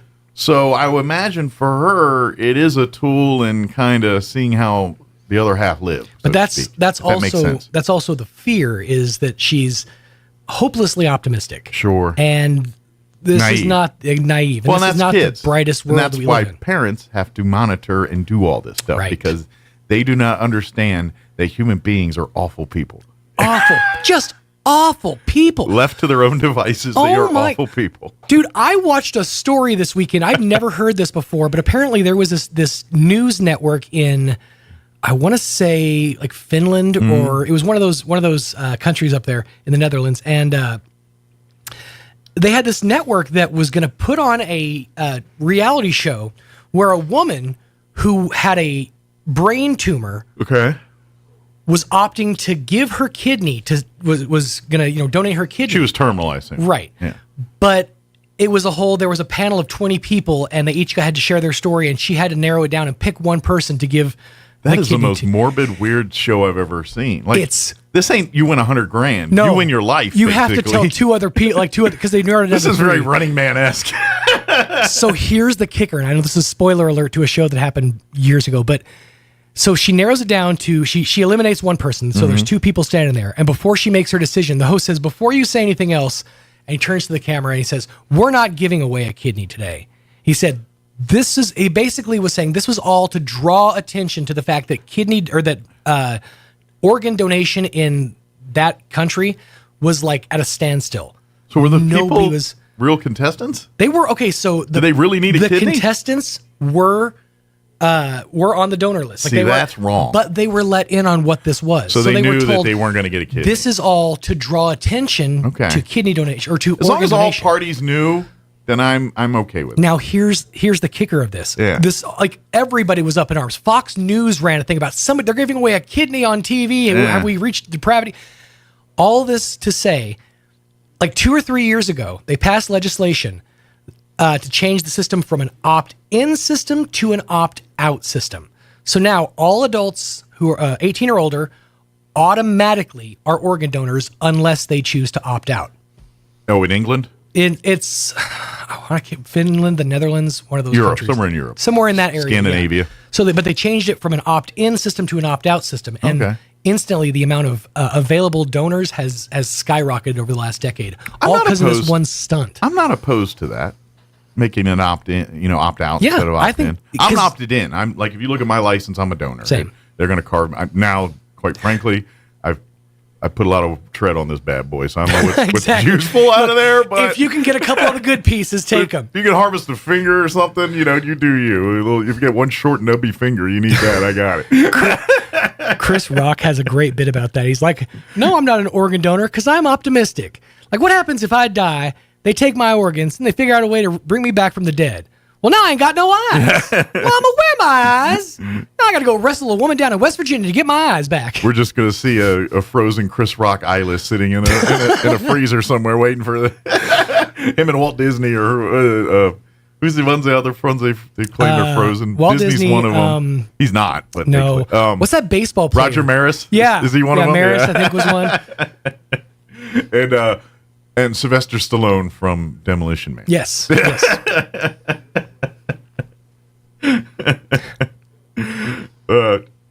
So whatever. But as long as, you know what, as long as every party knew and like these people weren't fooled like, we weren't really giving away a kidney. That's not right. The people who were the contestants, they were all let in on what this was. Now, the lady that has the tumor, does she really have a tumor? She was an actress. She's just an actress. Totally healthy. Yeah, wow. just playing the role. That seems wrong. It seems wrong, but it was for a good reason. Yes, but so it's almost like justifiable. Like how method did she take this? Like, did her personal life involve people feeling sorry for her? Like, her friends and family thought she had a tumor? No, how far did the kayfabe go? Well, I mean, she shared her story on the show, and she started crying while she was. She was an actress, so she was able to kind of work these emotions up. But it was really like the hard part was there were three people because they narrowed it down to the top three. Yeah, and she eliminated one woman, and the woman was just like, well, what are you going to do? And she just sat down. But she's still got to keep kayfabe because there's people in their life that may not know this and be like, oh, there's Sue. She's dying of a tumor. Oh, my God, or whatever it is. You know what I mean? It just. I'm assuming that. See, that's the hard thing. And then what happens when they call her? It's like, hey, it's not real. And how does that not leak out if she does that? Because people love to spill the tea. Yeah. It was the beans back in my day. Now it's tea. Yeah, that's the other thing is how is everybody in the audience in on it? They're like, nobody was. It was a tightly kept secret that this. And they faced all the backlash. Like news reports for weeks they were advertising they were doing this. And Fox News got a hold of it. CNN got a hold of it. It was worldwide news. And I'm not opposed to any of that. I'm just like the actors and actresses involved. That could be very diabolical for some family members. And I'm like. How far did that kayfabe go? Like I gotta imagine some of these family members legit did not know that their family member was not sick or not. There were probably some conversations that had to be had after the fact, but or some people that were actually on the kidney list and then their family members thinking my friend whoever might get a kidney, and they're like, this is all a mark for a show. But again, somebody's going to speak on that. This is a forgiveness versus permission thing. It's like if you just keep everybody in the dark, eventually, they're going to be mad, but you just tell them. My thing is how did it not get out sooner that it was fake without everyone being lambasted? Because they worked it as much as they could as a real thing. All these people were basically kept under wraps. Yeah, it's just I don't know how they pull it off without hurting somebody. I'm going to say that's what that's the part I have a problem with. It's like, how do you do it without hurt? Because that's not right to put someone through that emotional roller coaster.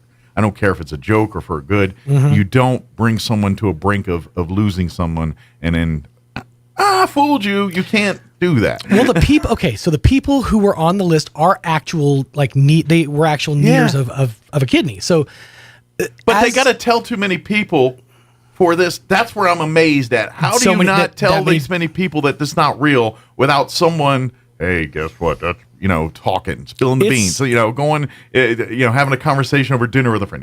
That's all fake, right? I'm going to say it's because it's the Netherlands and they're all more trusting folk. Maybe. Because this was in the dawn of Twitter and social media, right? It was like 07, 08 is when this happened. So, it was still pretty volatile times in social media. Maybe not as bad as today, but I mean, it was played as much as possible for reality. Like people went before the Congress or whatever and asked them to remove this show, make it to where this show couldn't broadcast, but there was really nothing they could do. Yeah. Well, now that it's done, I mean, but up until that moment the show started, everybody was under the guise that this is what was happening. We're Now I wonder, whatever network this thing aired on, they had to be let in on it, right? So the backstory of the network, it's BNN. It stood for Bart's News Network. Okay, and now it's Bart's. So Bart was in on it. Bart was this kid who. Hey, Bart. He got famous, I want to say back in the 80s for Simpsons. No, he had one of those pituitary conditions where because he needed a kidney and all that. He never aged, so he always looks like a little those kid. Purdue kids or Zach Galifianakis or something. Okay, gotcha. So he became this local celebrity because it was this little kid who was doing all these gimmick things. Even he's a grown man, and then news reports. But he was a grown man. He's a Gary Coleman So eventually he started his own network, the BNN, and it became after he passed away at age 35 or something. It then became this his national network of programming. They kept the legacy alive. Wherever in Scandinavia there, Finland or Denmark or Norway or wherever it is. It's going to drive me nuts. Where is that?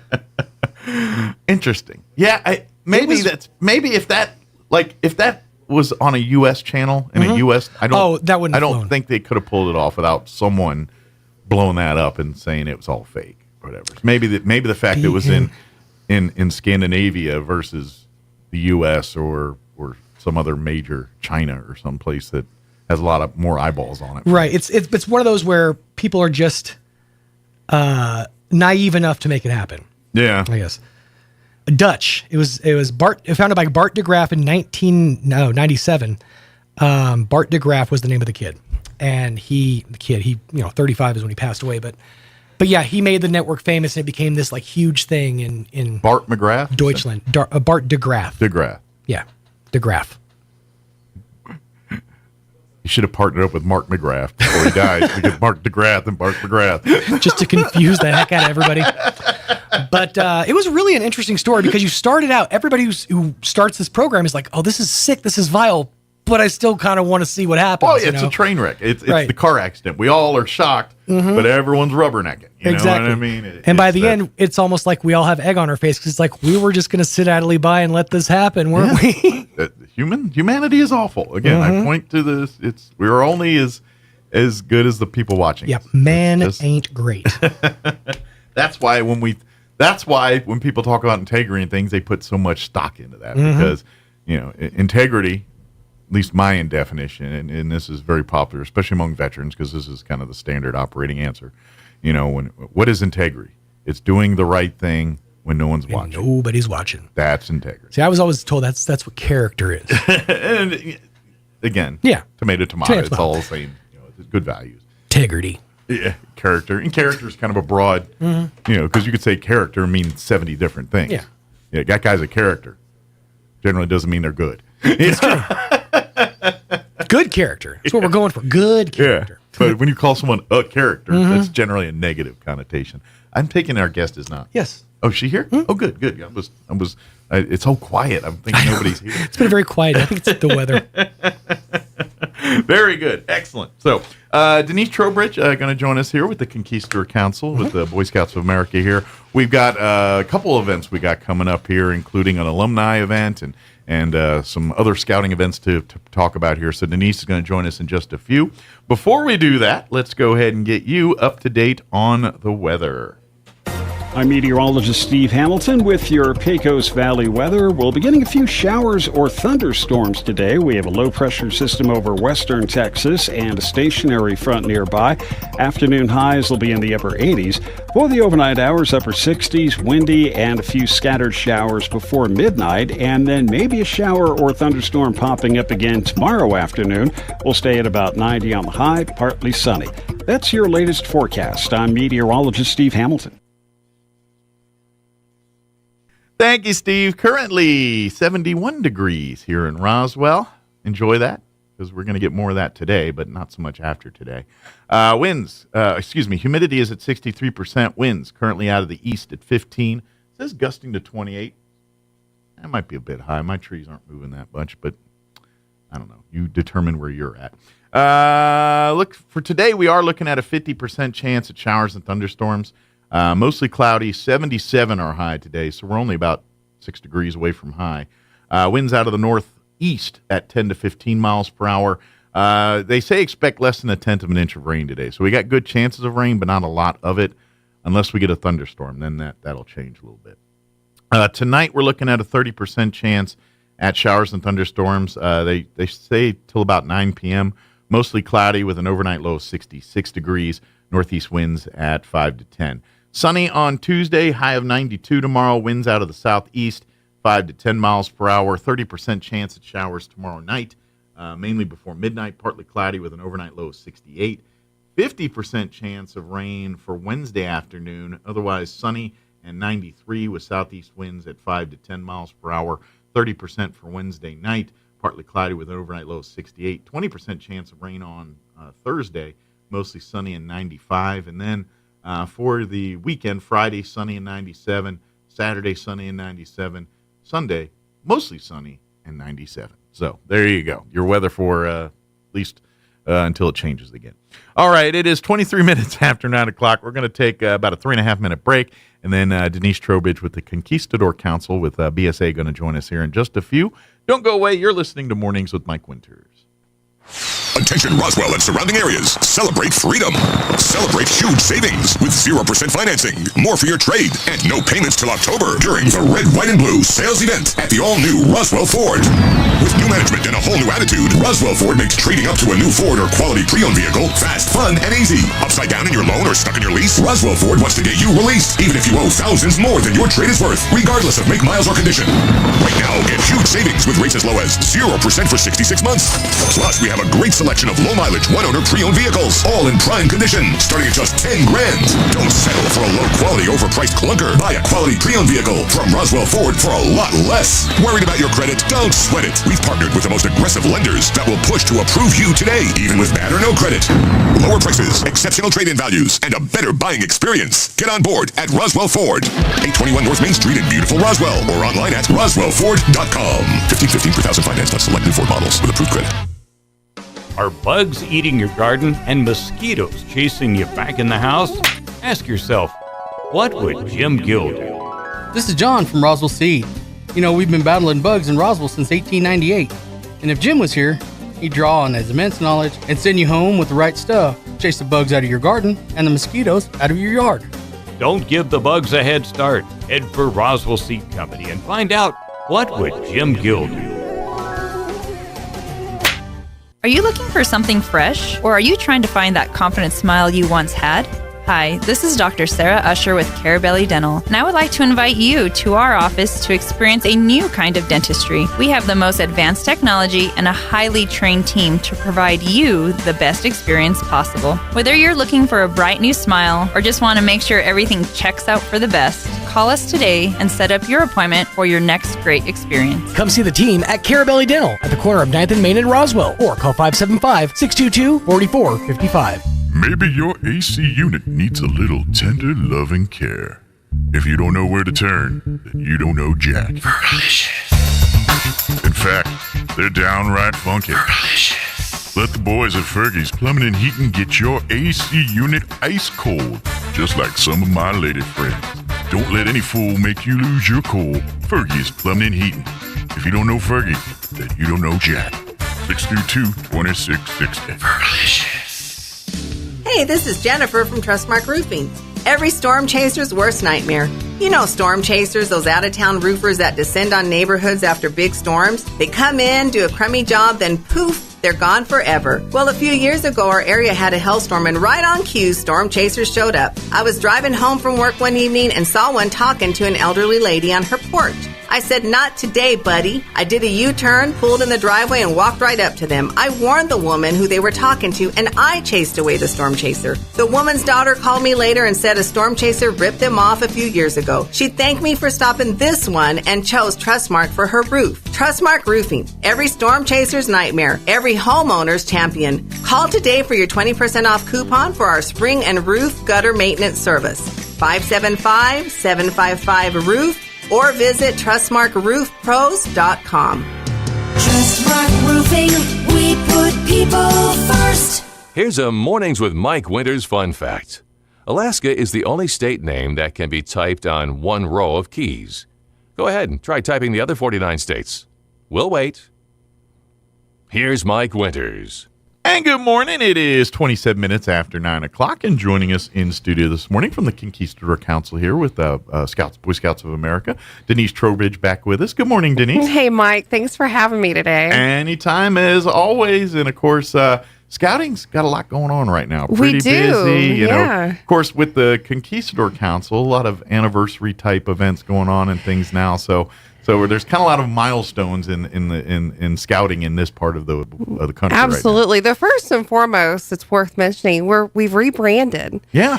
May 1st, and we're in the midst of rebranding to Scouting America. Yes, that's why I'm having trouble with boys.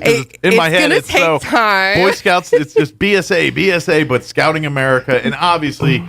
The major change here because they've incorporated females into the scouting program now. Yeah. So Boy Scouts doesn't quite fit the name anymore. We're definitely inclusive. It's family scouting. Yeah. And actually, the name change, we're kind of late to the game. Most other countries have been scouting and then the country's name for many years. Sure. So and to be honest and fair, Boy Scouts of America has been co-ed a lot longer than people realize. Yes.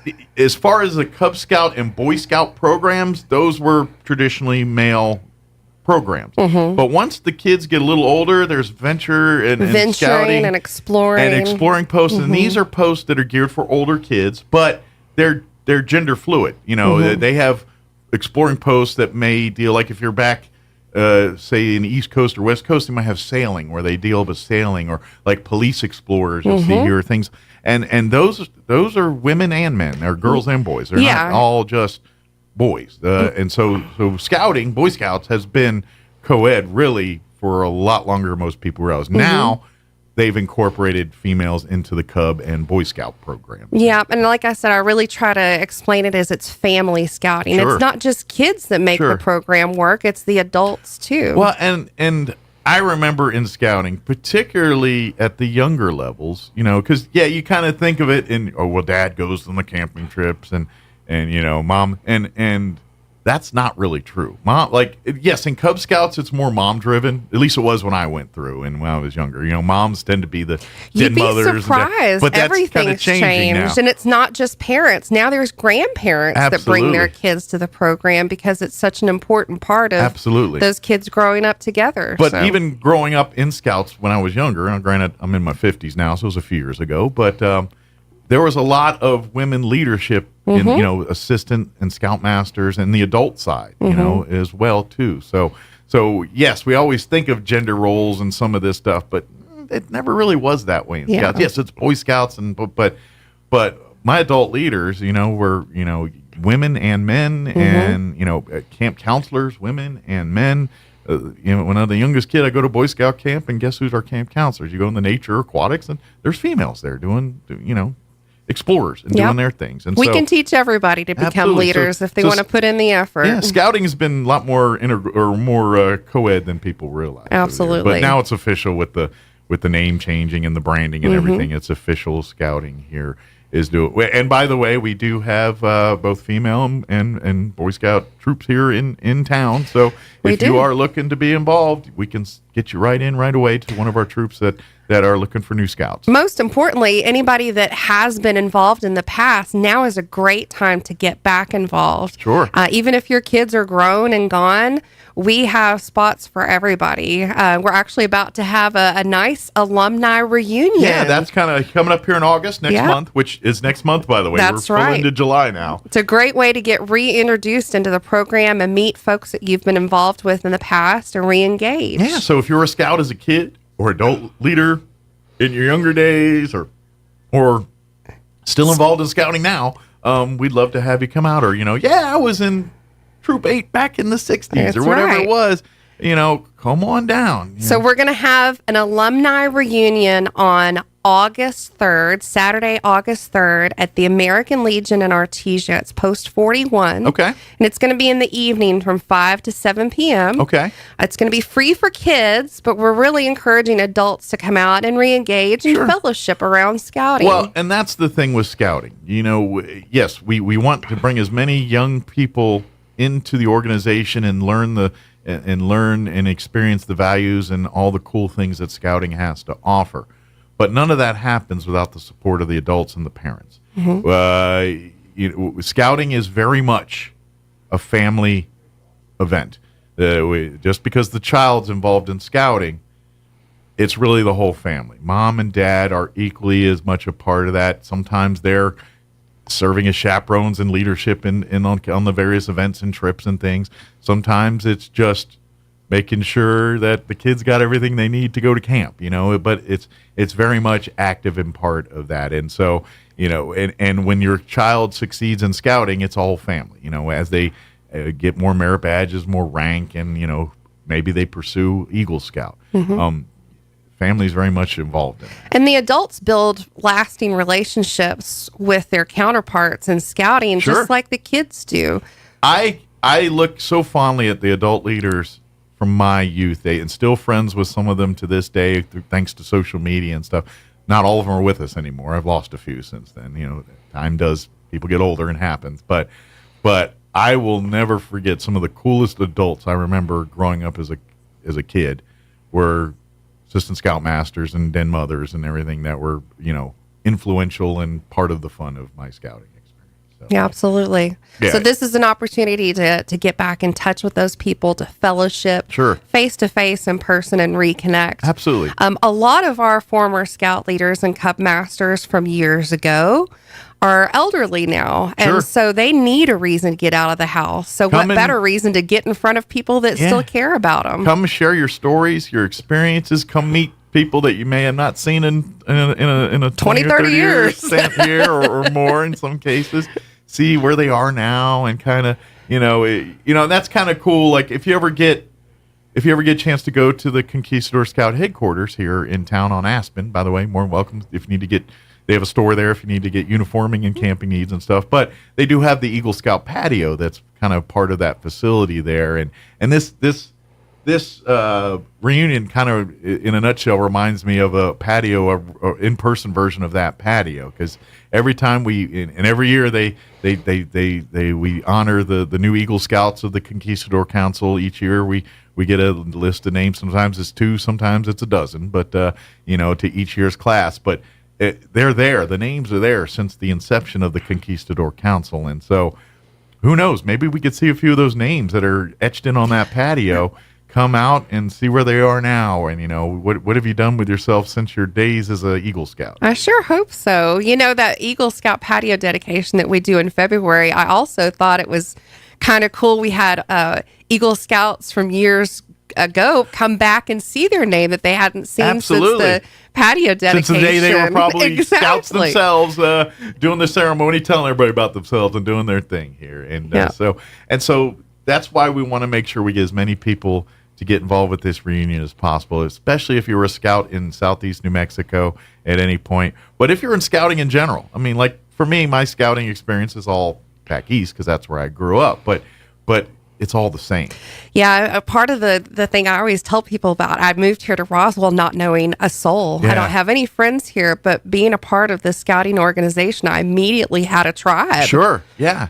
And because you chew the same dirt, the same things, and this is why I always will be a champion for scouting. It's yes, there's so much fun, and your kids get to see and do things that they probably will never get to do in a different environment. I can certainly say that I would have never gone to Australia and not been for scouts and things, but that's the front of the picture.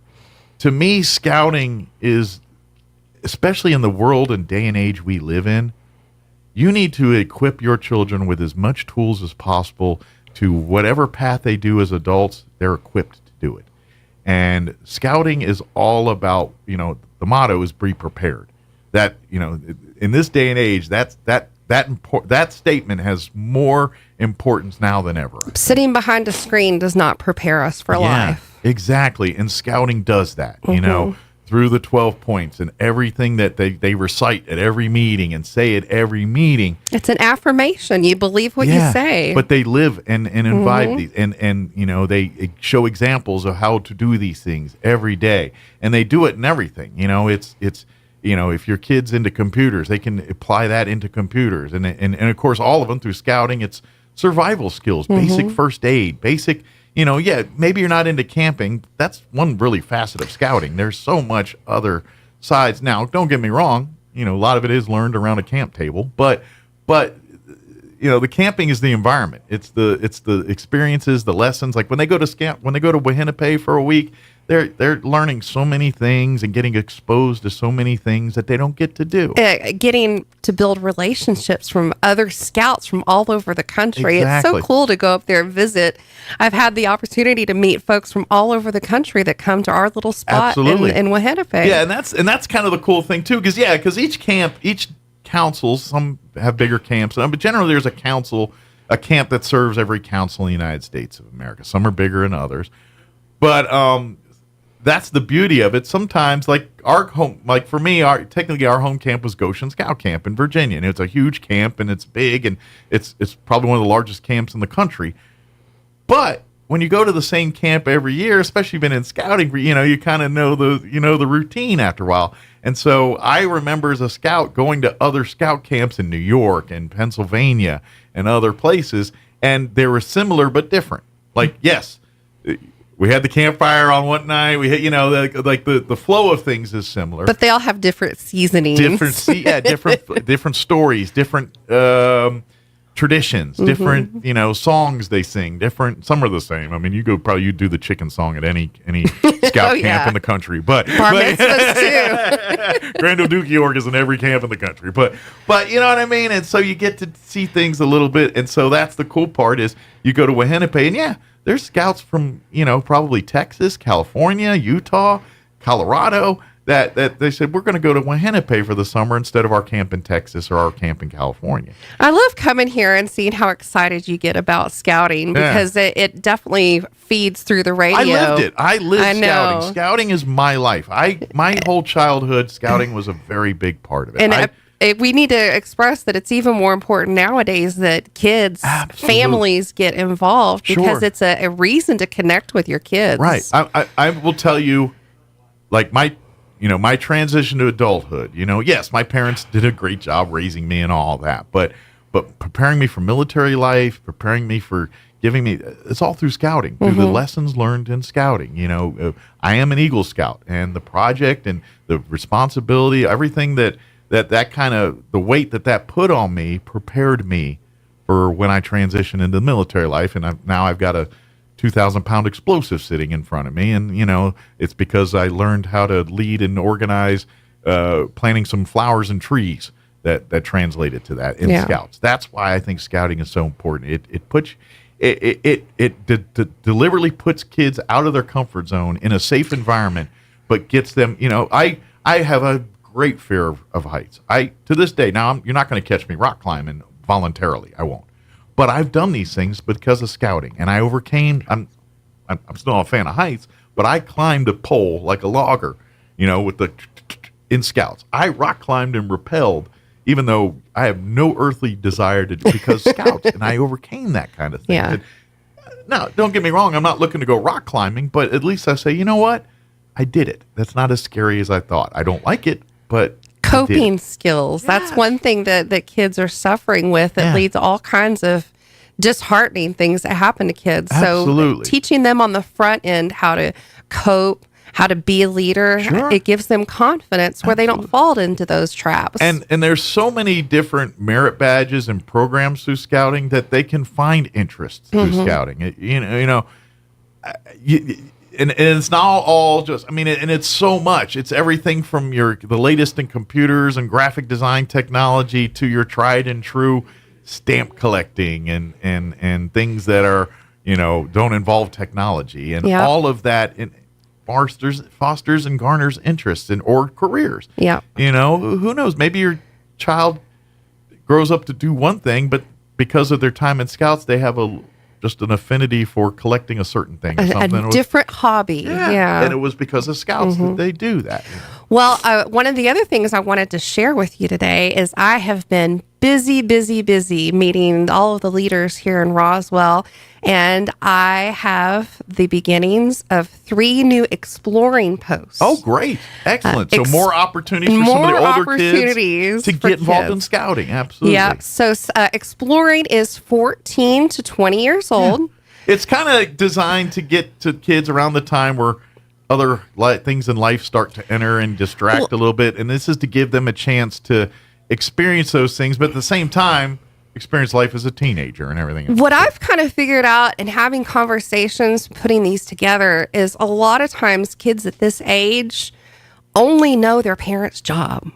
Yeah, that makes sense. And if you only know your parents' job, you think that that's the only thing that you're supposed to do. I'm going to grow up to be or whatever. Exactly. Yeah. But getting them engaged with other career fields that are right here in our community, I think is really important. And it might not be the career that they go into, but at least they're expressing interest. Well, and who knows?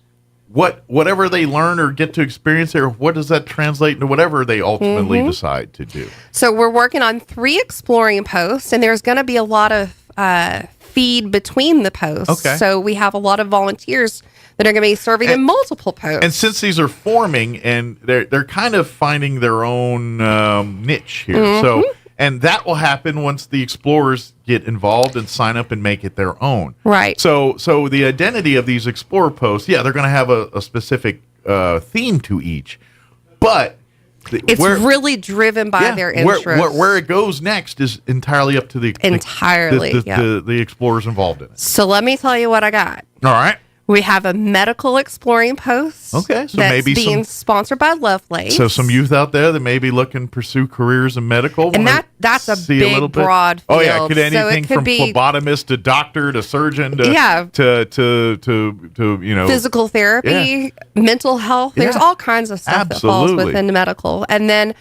We also have a fire and EMS post that's being supported by the Roswell Fire Department. Excellent. Thank you, Matt Miller. Excellent. And then thirdly, we have an aviation post. Excellent. Yeah, and that's being sponsored by Cavu Aerospace and Eastern New Mexico University Roswell. Excellent. So in the midst of all of that, we have volunteers from AMR, which is the ambulance service. Emergency services. We have volunteers from Lovelace, and we have volunteers from Trans-Aero Medevac. Excellent. So they have a hand in all 3 of the posts. Yeah, because those folks, they got the airplanes and the helicopters that move folks. And so this is a great opportunity for these young people to kind of get involved with that. Explore and career opportunities. Exactly. Maybe they're thinking, I always wanted to be a firefighter. Okay, join the Explorer post. It may cement and say, this is it. But then they may say, you know what, this is not what I thought it was. Maybe I need to try something else. And that's the beauty of explorers is, if they want to get locked in and now they're just immersed into it and now they're going to, and to be honest, if they're involved with the firefighters or EMS Explorer post and they pursue a career in that, I imagine they're going to make a lot of connections and get a leg up for when it's time for their formal trainings and formal things they have to do to become these professions. They're going to have the wisdom and the connections to those people and a true knowledge of what they're going to do when they complete their certifications and are actually put in the workforce. And because unfortunately, a lot of people go through these things, go through the training, they get into the job, and in about a year in said, I hate this. And unfortunately, it's a lot harder to fix at that point. This is where your chance. You get these as early as 14. And the beauty of Explorer Post, and if I'm wrong, this is how it used to be.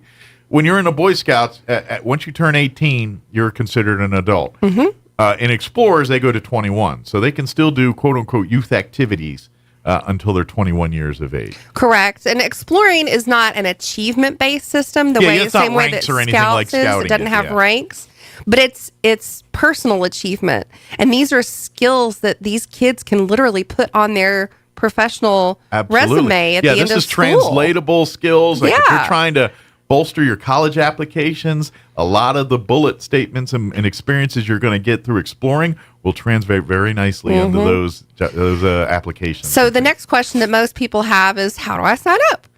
So we're not to the point where we're ready to sign people up, but I do want for folks to visit exploring.org. Okay. Because all of the information about these different posts and what you need to know about the guts of the program is there. It's good information.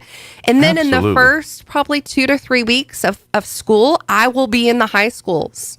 And I'll have some of these volunteers with me. I'll bring some firefighters and some nurses. And then we can start actually getting names to lists here. Exactly. And at that point, we'll do a career interest survey where those kids can tell us exactly what they're interested in. Because if we have kids that are interested in, the mechanical or engineering end of aviation, we're not going to focus on piloting. But if we have kids that are interested in piloting, then we'll do more. Absolutely. So we tailor the program to what the kids are interested in. And I would even, if there's folks listening out here that maybe as adults and things, maybe you could be the one that spawns the next idea for an Explorer post.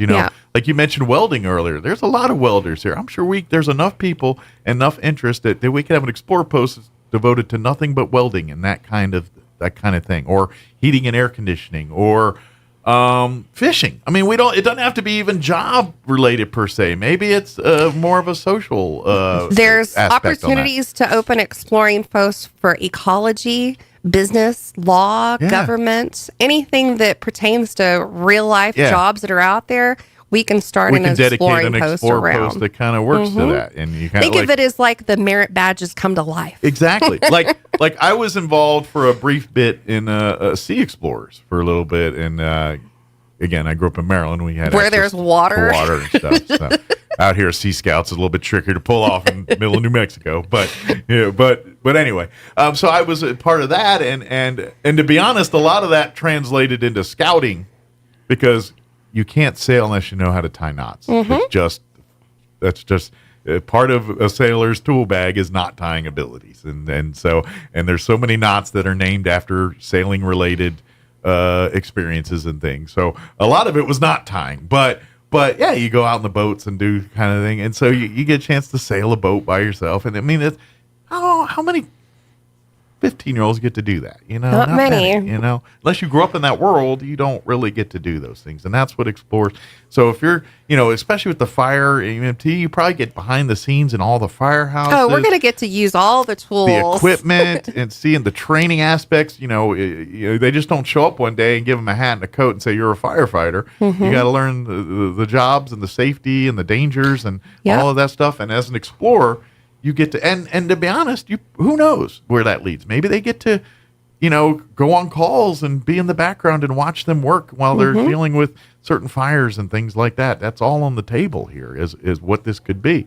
That's so if you're interested, and same with aviation. I mean, this could turn into a Civil Air Patrol thing, and they partner, with up. The next thing you know, by the time these kids are aging out of the program, they've got flying hours and can pursue, they're that closer to getting a pilot's license because of all their time through Explorers. I have no doubt that the aviation industry in this town is going to grow exponentially. Sure. And the reason that CAVU was so interested in restarting this aviation post is because they need a way to recruit people. Absolutely. And what better way than give, a 14-year-old 4 years of training? Sure. I'd hire him right there. Well, and I believe here, like if you look at the air industry right now, and you hear every time about flights and cancel, and like it's pretty chaotic right now. Pilots retiring. This is a workforce issue problem, is what it is. And COVID killed it. The experience and things we had, the people that were on the bubble of kind of about to retire, once COVID hit, they all disappeared. And so there was a huge void in air traffic control and maintenance and pilots and every in the aspect medical of industry. Every aspect of these skilled industries. And so I when you look on the news and every 4th of July or right around time, you're hearing about flight delays and these flights canceled.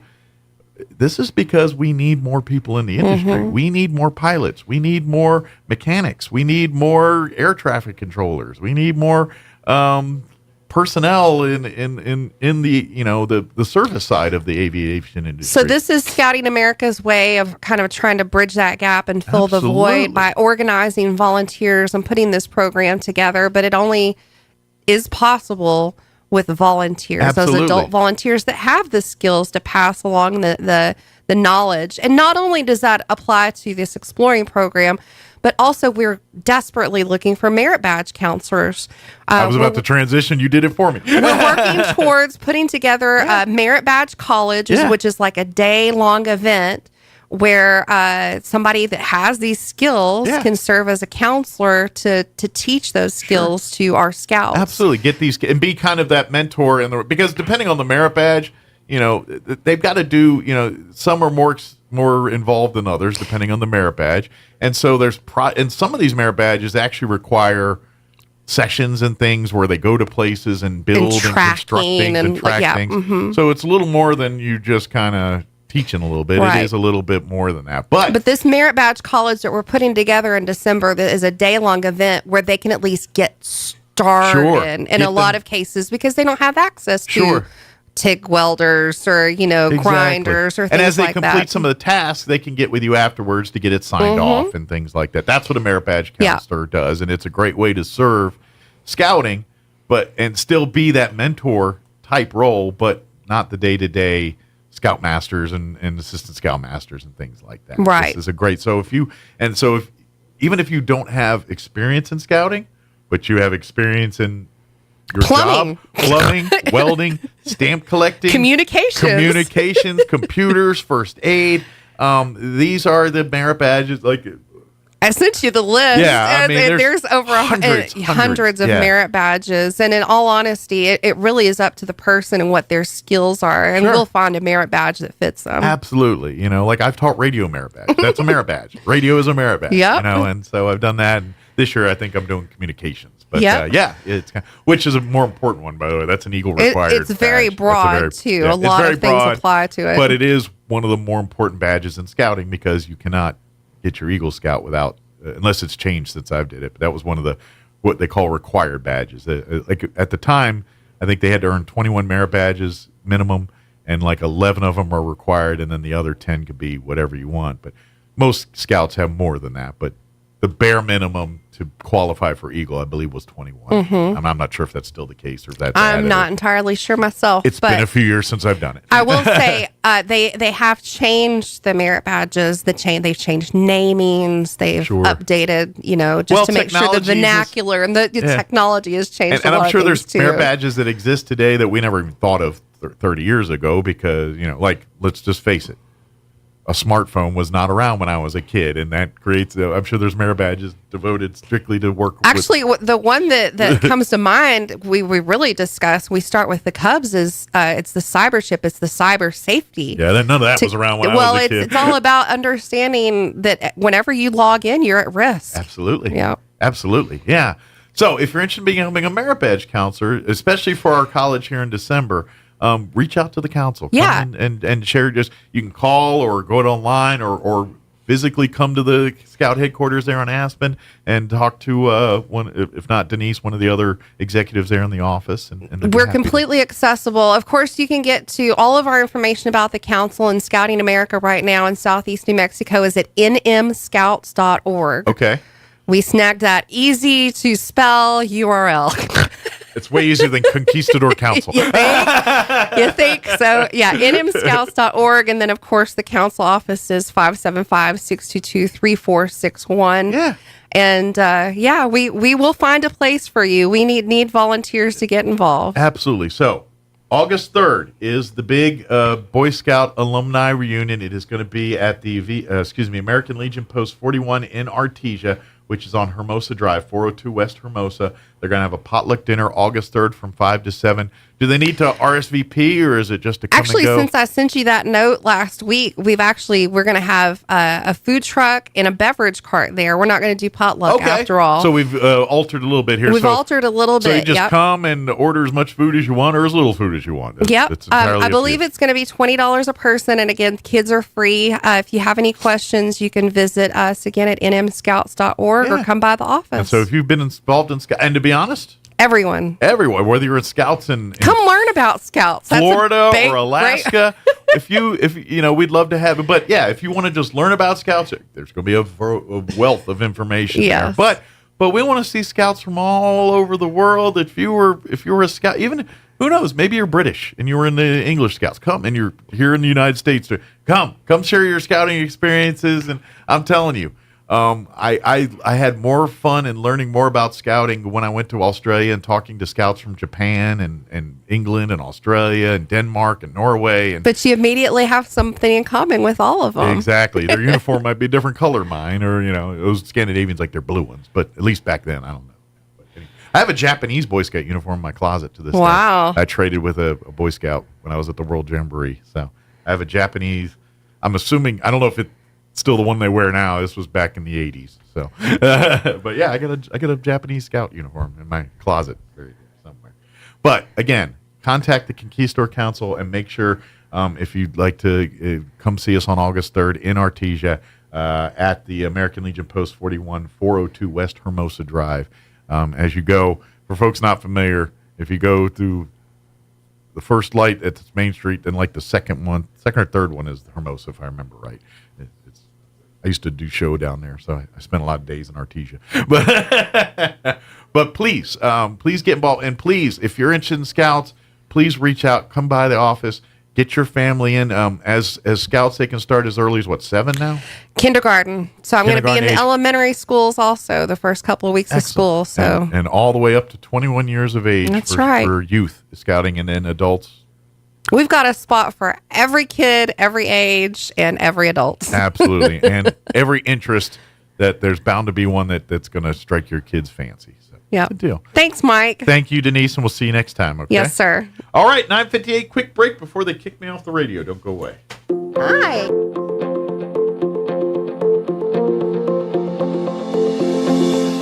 I've heard it said, speaking my mind is easy, speaking it tactfully, not so much. Hi, this is Pastor Troy and Julie Smotherman for The Joy of Marriage. Proverbs 15:15 says, a gentle answer deflects anger, but harsh words make tempers flare.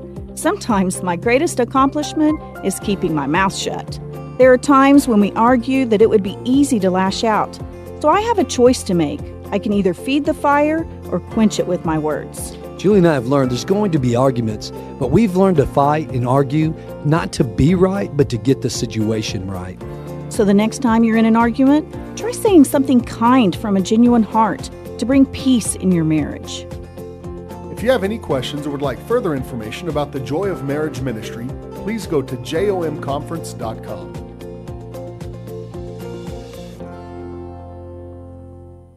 At Richland Motors, it's never been easier to sell or trade your current car, truck, or SUV for a newer model to hit the road in. Even if you don't purchase from Richland, they want to buy your vehicle for top dollar. But if you do buy from Richland, don't forget, they're the home of the powertrain warranty for life. That's a whole lot of confidence for you. See Richland for details, 2nd and Sycamore, and 1309 Southeast Main. If you're missing a tooth or several teeth, a dental implant may be the ultimate solution. Implants look and feel so much like real teeth that you probably forget you have an implant. Maupin and Brown Dentistry is one of New Mexico's most experienced implant providers, with literally thousands of implant patients who are absolutely delighted with the results. Call Maupin and Brown today for an evaluation. You'll be surprised how affordable implants can be. Maupin and Brown, your choice for experienced, state-of-the-art dentistry. Oh! Shooters, mark your calendars for the H.F. Sinclair 3rd Annual Freedom Clay Shoot, July 12th and 13th at the Eddy County Shooting Range, benefiting the Artesia FFA. Main event is